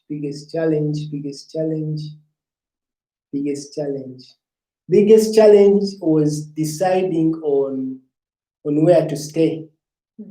Yeah, that was our biggest challenge. Yeah, because we are both from Uganda, but then our kids are born here in Germany, and we were thinking of where to stay. Like finally, whether we should be back home in Uganda or we stay here, and we were contemplating, like, should we go there? Should we be here? Yeah, it's still a challenge, actually. Yeah, I was for staying there, and my wife was for staying here. So it became a challenge. We were pulling strings. Like, I want to stay in Uganda. My wife wants to stay here. For very different reasons. For very different reasons. For very different reasons, sorry, because we have also to see, like, where should we be planted? You know things of should we live here or should we live there? You have to have purpose. You have to think of the future of the children. You have to think about so many things. Yeah. So if you're Ugandan, you know exactly the difference. You understand? So we don't need to, I think, to go into depth. Yeah, those that come from Uganda, of course, can relate with us.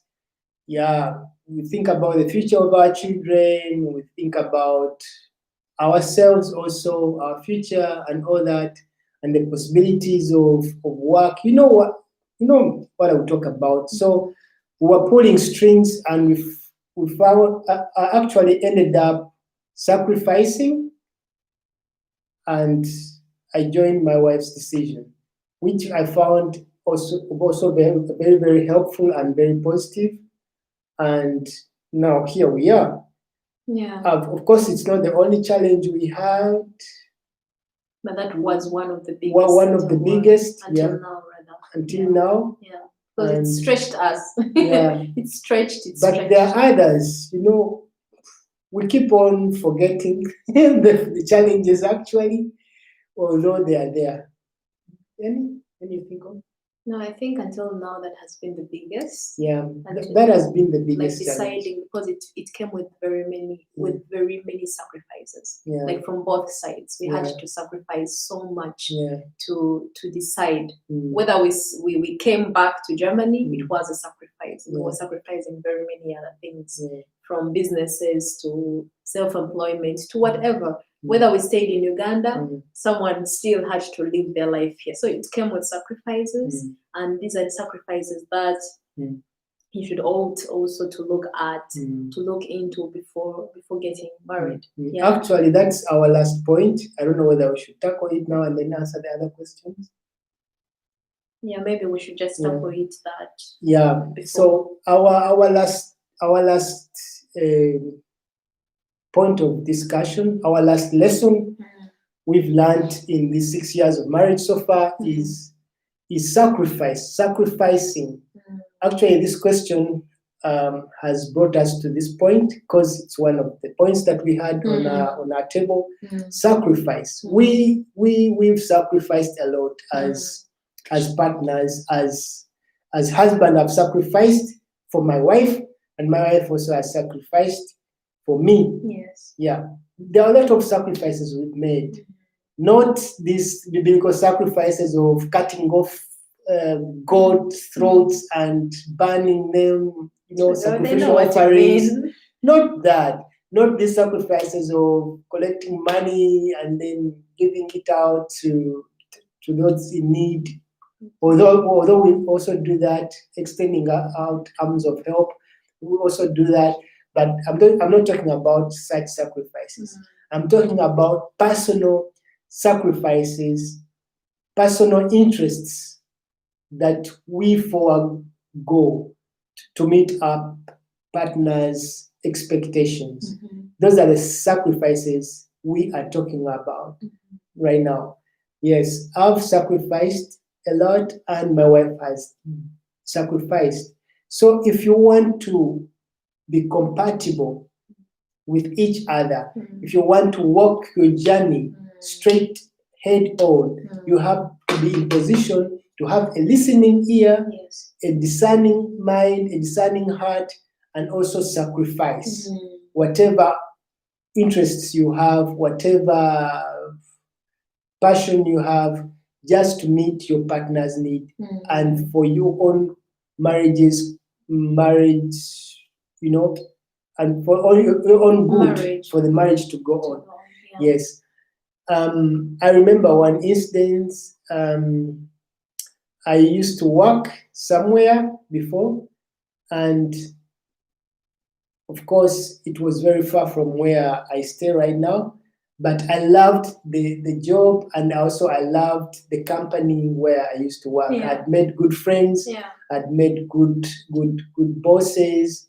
But then it was a hard paper for me and my family, that I never realized it could affect my family that much until my wife talked over it and asked me again and again that I should change the place of work. I should change the job. So that you should consider. I should consider. Yeah, I didn't decide for you.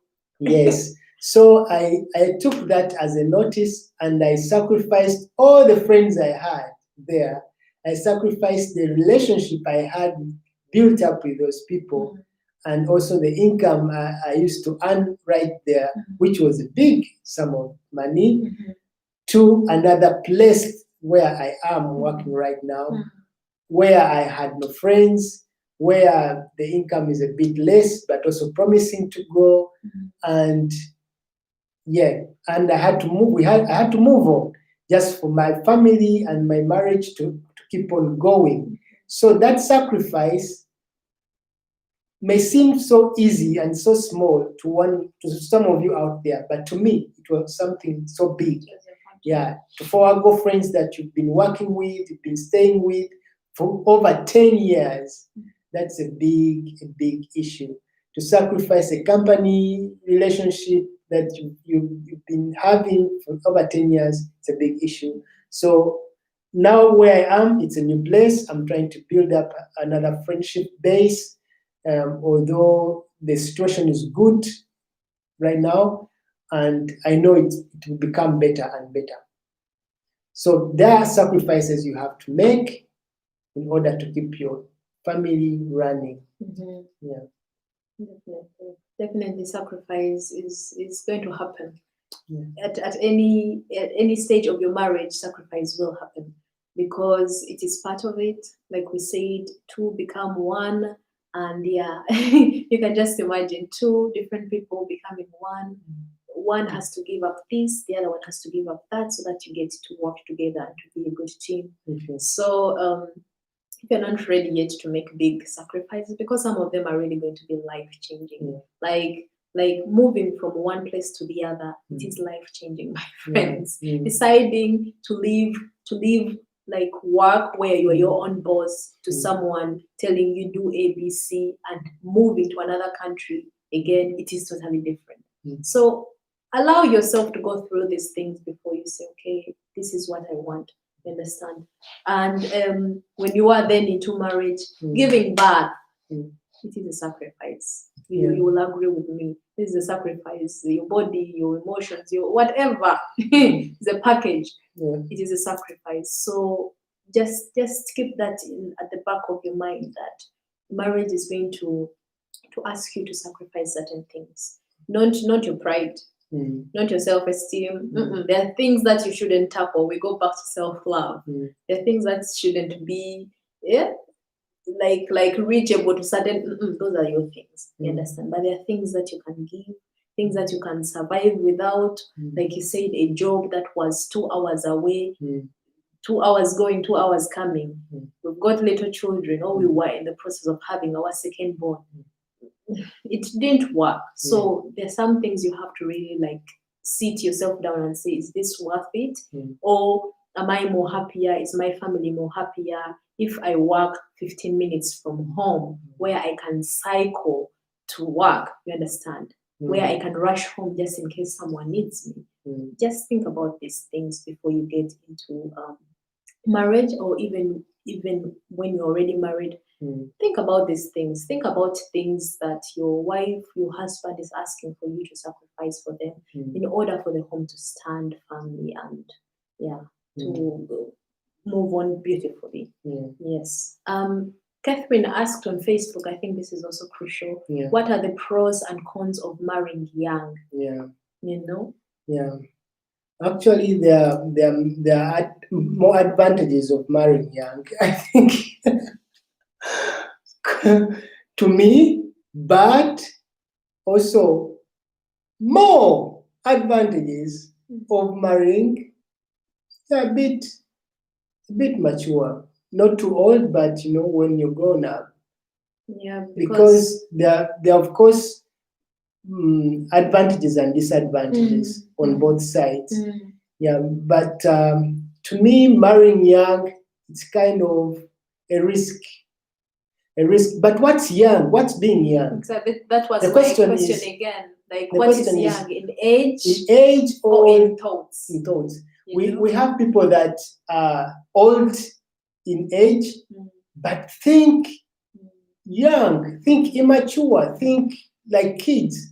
And we have young in age, but think really mature and grown up, and think, developmental issues. They think big. So for me, I think age is not a number. It's just a number, and is not something to consider, to put into consideration when getting married. It's about the IQ, the mentality, the motive one has behind marriage, and the intentions. Okay, the intentions of why someone is getting married. That's what counts most than the age. But if you're talking about age, I think there's no perfect age of getting married, unless there are other the issues behind it. But for me personally, I wished to get married at 30, but getting kids, I wished getting kids at 25, 24. So you wanted to get kids before you got married? Yes, I wish that was my perception those days. I'm being honest. Because I wanted to be in position to play with my children, to go to football. Like I wanted to be the coach of my kids. That was the thinking before. But growing up, I realized it was kind of a myopic way of thinking. It wasn't, a broad way of thinking out things loud, because I know of parents right now, they're also having fun with their kids, although the parents are grown up in age. Yeah. So whatever age the children come in is a perfect age, because children are just gifts from God, and we appreciate them anytime they do come. So to me, the perfect age of getting married isn't there.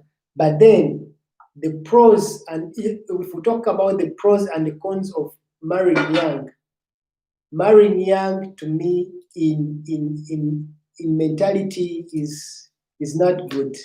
Is not good, because you've not yet enjoyed life, you've not yet seen life to the fullest. You're just trying out things. You're not sure of the person you're dating, whether it's the right person or she's not. asking age, maybe we answer that. Age, like age. Like, yeah, me being married at 23 and you being married at 31. I think she's asking that. So maybe we answer that. Okay. Yeah. Because there are pros and cons to that, actually. Yeah, you go first. You go first? Yeah, like you said, I think you mentioned when you get married young, you miss out on certain things. Whether these things are good or bad for you, that's also another thing. But you definitely miss out on very many things. Like, what can I give as an example? Like for me, I will even use myself. Yeah, I was looking forward to travel the world. Actually, he as well. As we came together, we found out actually we both want to travel the world. So getting married, this didn't like we didn't compromise on, okay, now we are married, it's not going to happen anymore. No, but I think things you start prioritizing things very differently when you are married. And now being young and married, you start seeing, oh, maybe this is more important. This and this has to be done first before we go to I don't know, Greece. Before we fly to Japan, we have to first build this. Before we do this, we have to first maybe set up a business. You understand? So the priorities start changing, and all these things you wanted to do out of love and out of this, when you're young, out of this curiosity of I want to see the world, or even out of sometimes naive, like being naive. You understand? It's not bad to be naive, because I know very many people from my student time, from my university time, who went and saw the world. You understand? They just made semester changes. They went to China for just 6 months and came back. They went to London. They went to this and that. So meanwhile, me, as I was studying, I was married. You understand? So once the semester thingy came to change the semester, instead of thinking, maybe next semester I will go there and there, I had already other plans, because I had to get my thoughts to be mature to that to which I had committed to. You understand? So I think that's a certain bit of, it's positive, but also a little bit of negative, because now we are working on to, of course, making that dream to come to pass. You understand? To like go after that. But then now the kids are coming in. You understand?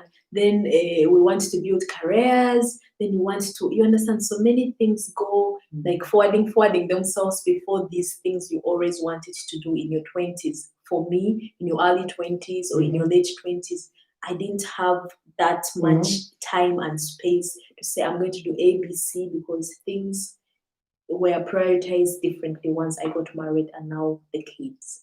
Yeah, and the contrast, that is one of the contrasts. The pros. Actually, this is also a pro. What I've just spoken about is already a pro, because you mature. You mature all of a sudden. You understand? Maybe not everybody, but I did mature. You understand? I now right now start thinking of things very differently. I see the future very differently. And when the kids come in, you also totally like mature in a certain way. Like sometimes I speak to my mom or my grandma and they'll be like, girl, you're growing and you're growing on a certain speed, and that is a good thing. Understand? Because they're like, she's on the right way. Understand? So there is a certain way marriage matures you. Not this way of I'm going to wrap my head and be like the mama of the house. No. That might be a picture, but I mean inside and the way you think. Your thoughts elevate to something else that you yourself never knew you would, right? To a level you yourself never knew you would get. You know, so that's a pro for me, that I've really gotten to be mature and also to take responsibility. You understand? I've learned to take responsibility. You know, serious, but also to find joy in my responsibilities. I think to add on that, it's actually when one is married at a later age, is more responsible in life. Like the decisions is taken to be more serious than one married when he's young. If you go back to the African setting, actually most ladies, most girls are just forced into marriage at the early age. Before they've made up their own minds to enter into that relationship. Before they're really ready. It's the men that really go into that at the older age. And I think that's violence at the maximum extent. For you can't force someone to make a commitment of staying with another person for the rest of their lives without their own conscience, without their own mind of believing that I can be with this person for the rest of my life. My future is secure with this person. Are we talking to? I'm talking about people who are forced, or people who are pressured by society? People that are pressured and forced and sometimes caused to marry when they are young. Of course, that's a decision. Marriage should be a decision taken out of one's conscience. Like I've known this person, I've dated this person for a while, and I believe I can trust this person with my future for the rest of my life. Not that you go into it at an early age.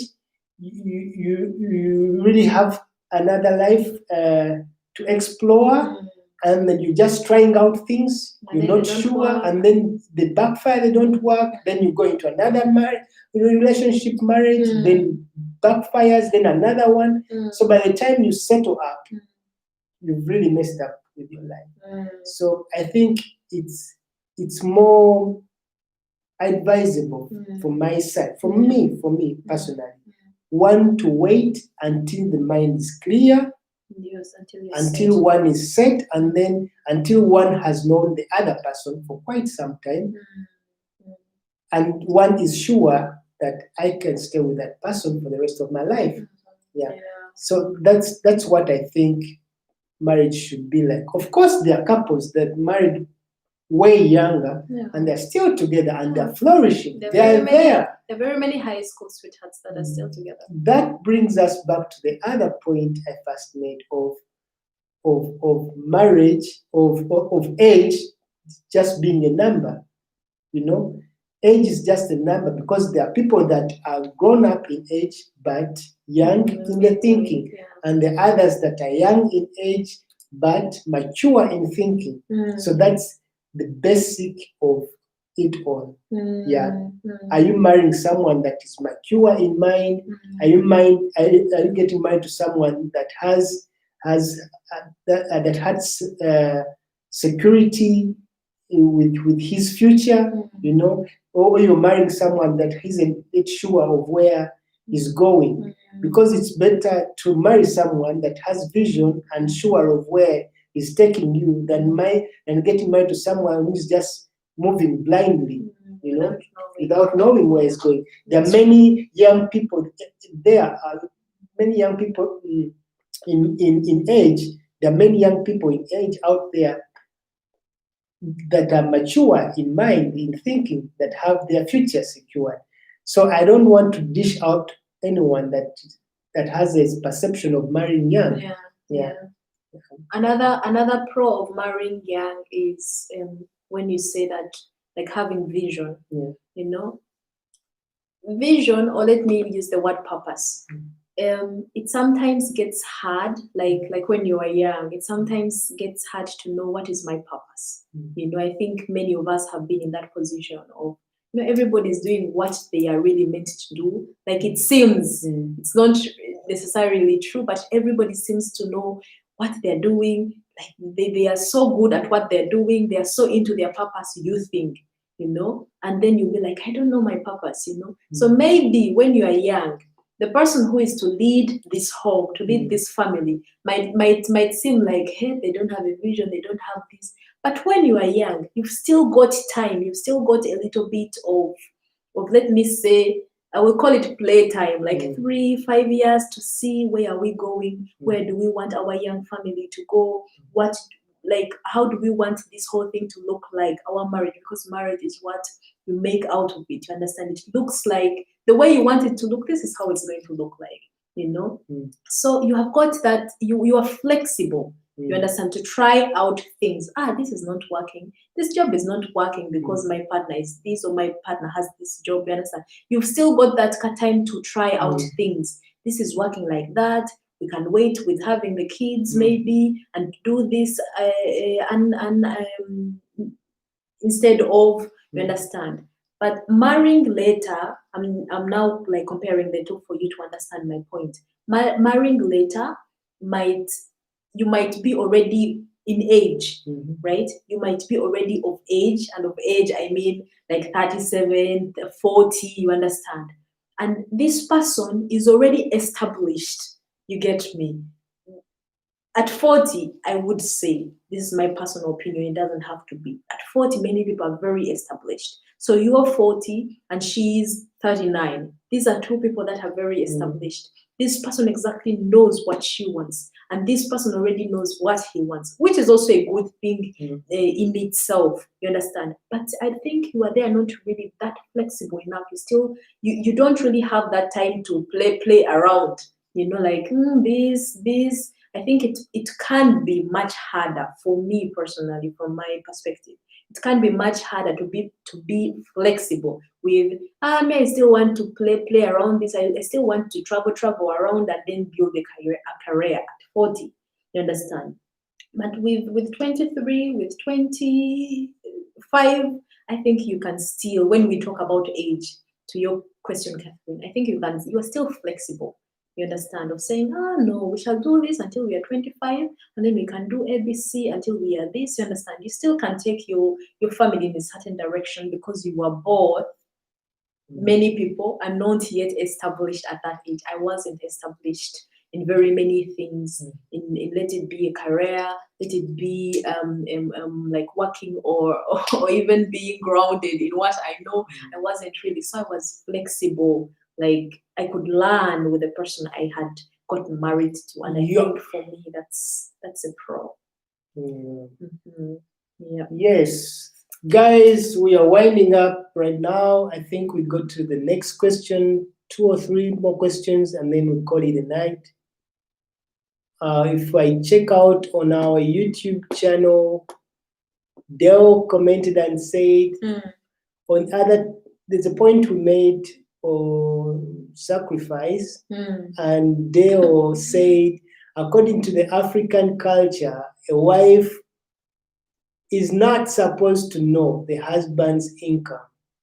And if the wife earns, she's supposed to report all the earnings to the husband.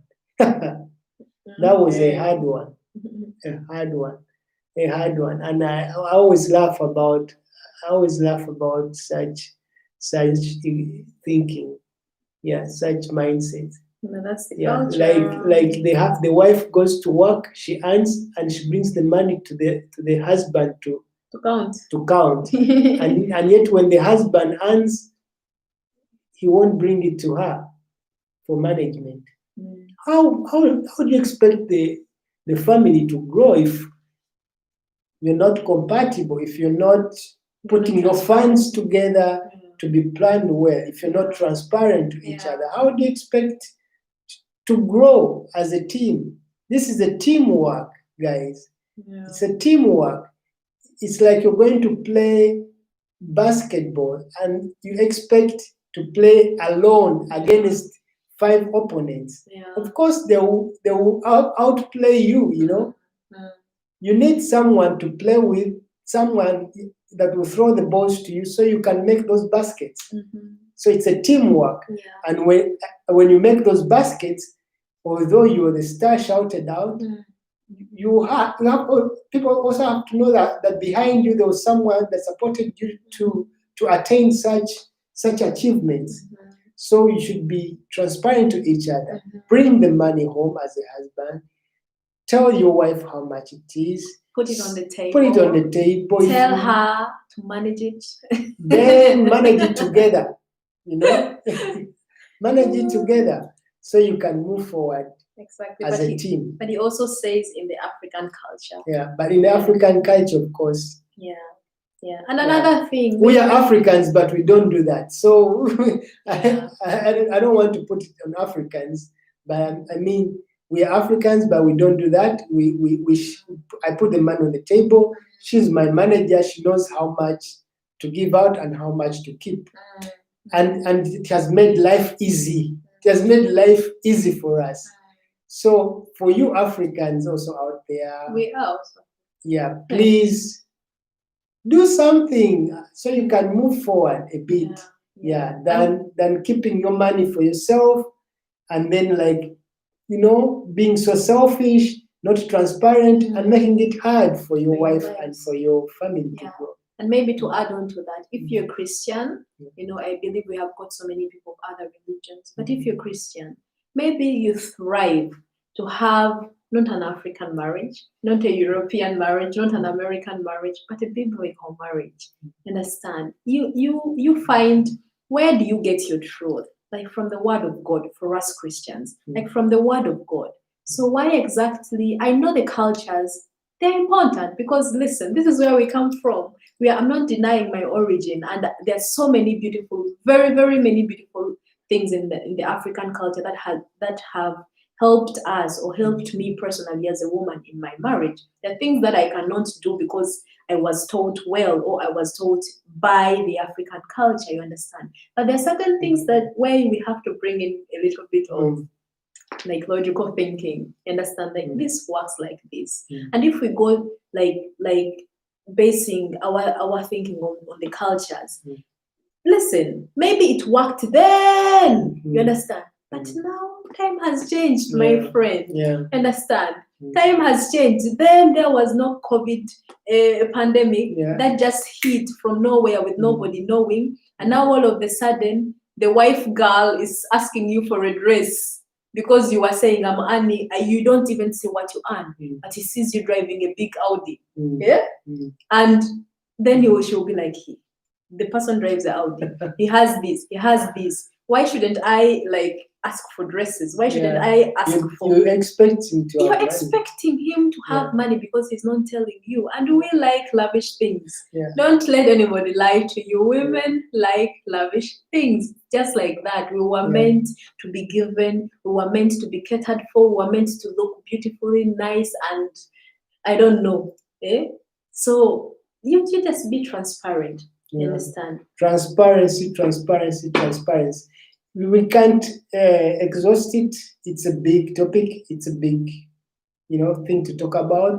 We just talking on top of it, and we believe you can go and dive deeper into it and ask around, consult your friends about it, and probably you have to comply to what just shared with you. So you can also be transparent to each other and make life easy for your family. Make life easy for your marriage. Exactly. Has anybody got any other question before we round up? I'm seeing Sanyu Karin. You are in Abu Dhabi. Thank you so much for taking your time. Thank you very much. And I believe once in a while, like in the videos, your namesake will just like come in. Sometimes she does that and she comes here with I want Mirik, you know. So you'll definitely get to see her. Thank you very much for taking your time. Wow, Abu Dhabi. Hope all is well over there. Thank you very much for joining.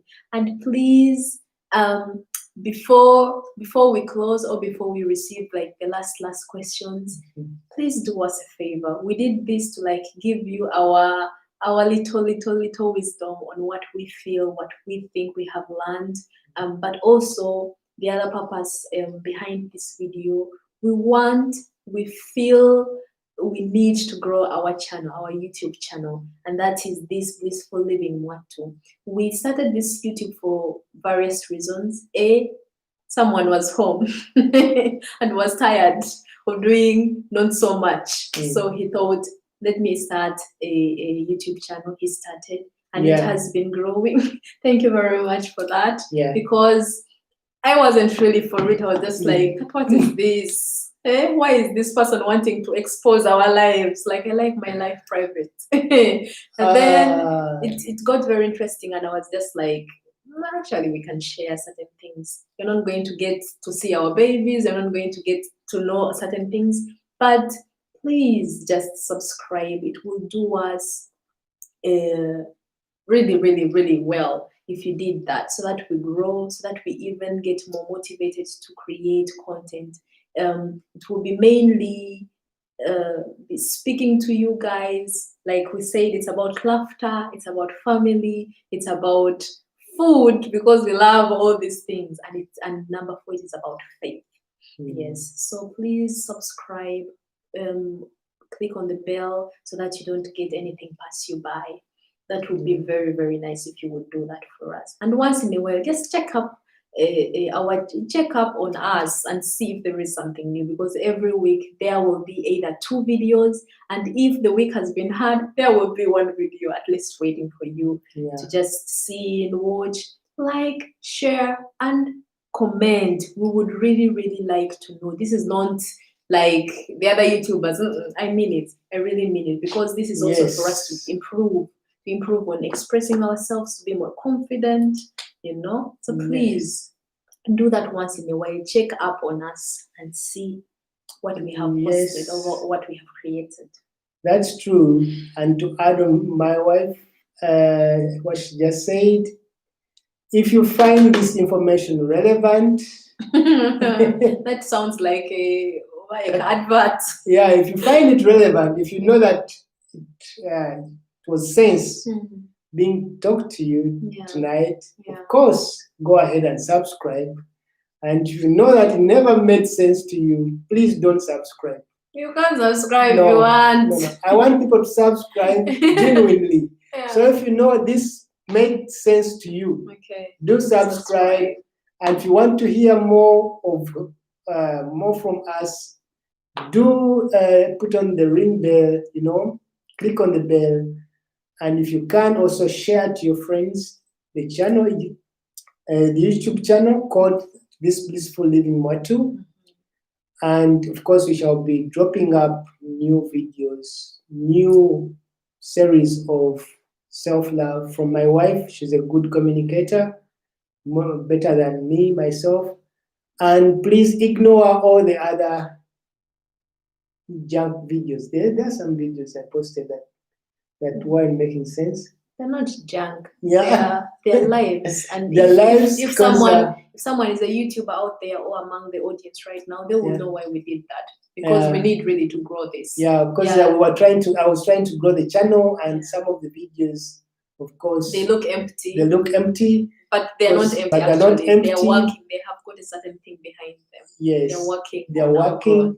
So please bear with us. If at all, you click on something you're by mistake that you never wanted to click where nobody's there. Yeah. But it's all about building up this channel. So go ahead, subscribe if you can, and if you find this relevant to you, do put on the bell if you want to be notified about the new videos, and share if you feel you want to share to your friends and other social media platforms. Do share. go ahead and also leave the comments in the comment section, questions, and let's keep the engagement going on down there. Yeah, thank you very much, Kaya. Thank you very much for joining in. We really, really appreciate your time that you stayed up so long. It took us so long to begin, but still you guys stayed and even looked for us after after our link. The other one got lost. Sorry, we are getting better at this. This is why you need to subscribe so that we get motivated to do this and also to learn more, you know. So Catherine was asking, Charles was asking, what does Mwattu mean? Couldn't explain it. Mwattu, please explain, what does Mwattu mean?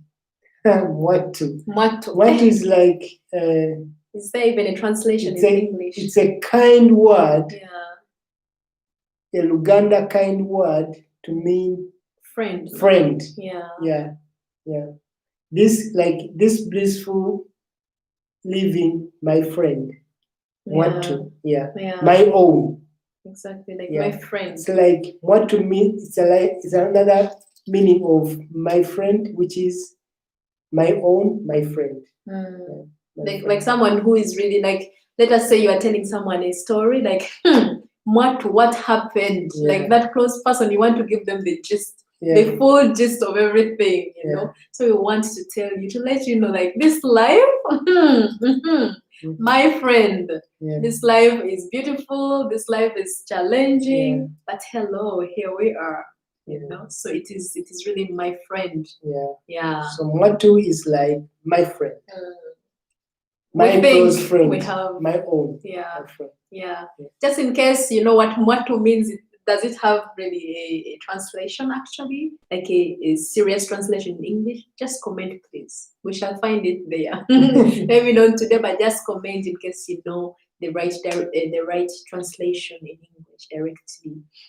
Thank you very much, Mercy. Thank you very much for taking your time. We really appreciate it. We have Rose, hello, and Sebastian. Let our mighty God give you wisdom and knowledge to inspire many souls. Be blessed, dear one. We receive. Thank you very much. Amen. We receive. We hope you got home well. Thank you very much for the time. Who else? William Chizito, thank you very much for your time. Thank you for the hand clap. Thank you for the thumbs up. Thank you so much. I think we have mentioned actually everybody who don't bless. We don't want to Silver K Wako, thank you so much. We don't want to forget anybody.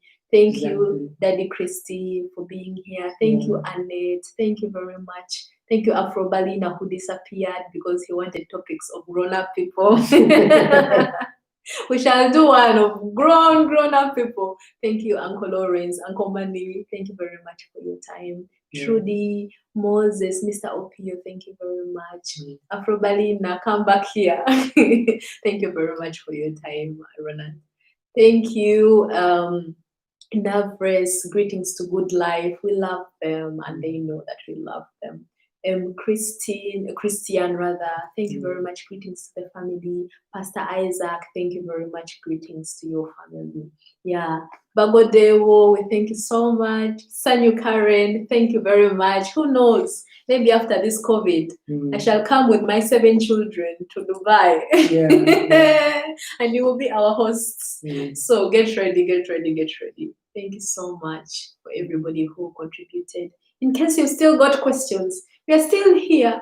The kids are still sleeping. Nobody has cried yet. So just in case you have a question, just let us know.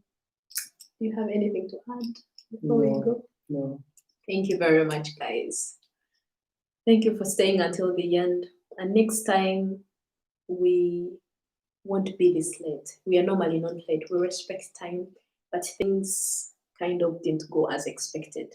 Like one of the children was very, very hard to get into bed this evening. But hey, we're here. So thank you, guys. Guys, another request. Please, if you are on YouTube right now, like I see 4 people, if you may, if you wish, please subscribe to Sanyu Karen. She's also a YouTuber, and we need this. Like YouTubers, I just learned from this person here. YouTubers need support. Like we support each other, we comment on each other's videos because, honeys, this is something we really want to grow. We want to touch people, and the more people we want to touch, the more people we touch, the better for us. We grow. This is not only for the money's sake. Correct me, Professor. It's not only for the money's sake. For the money. I don't know. It's not only for the money, but it's also to support other people. Understand? Because there are so many people who are so creative.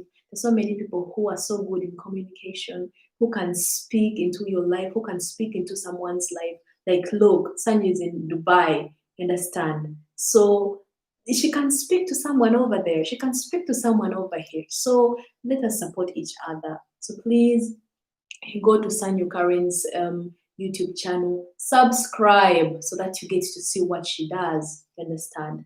Go to Bagodewo's YouTube channel. This guy makes movies. A Ugandan making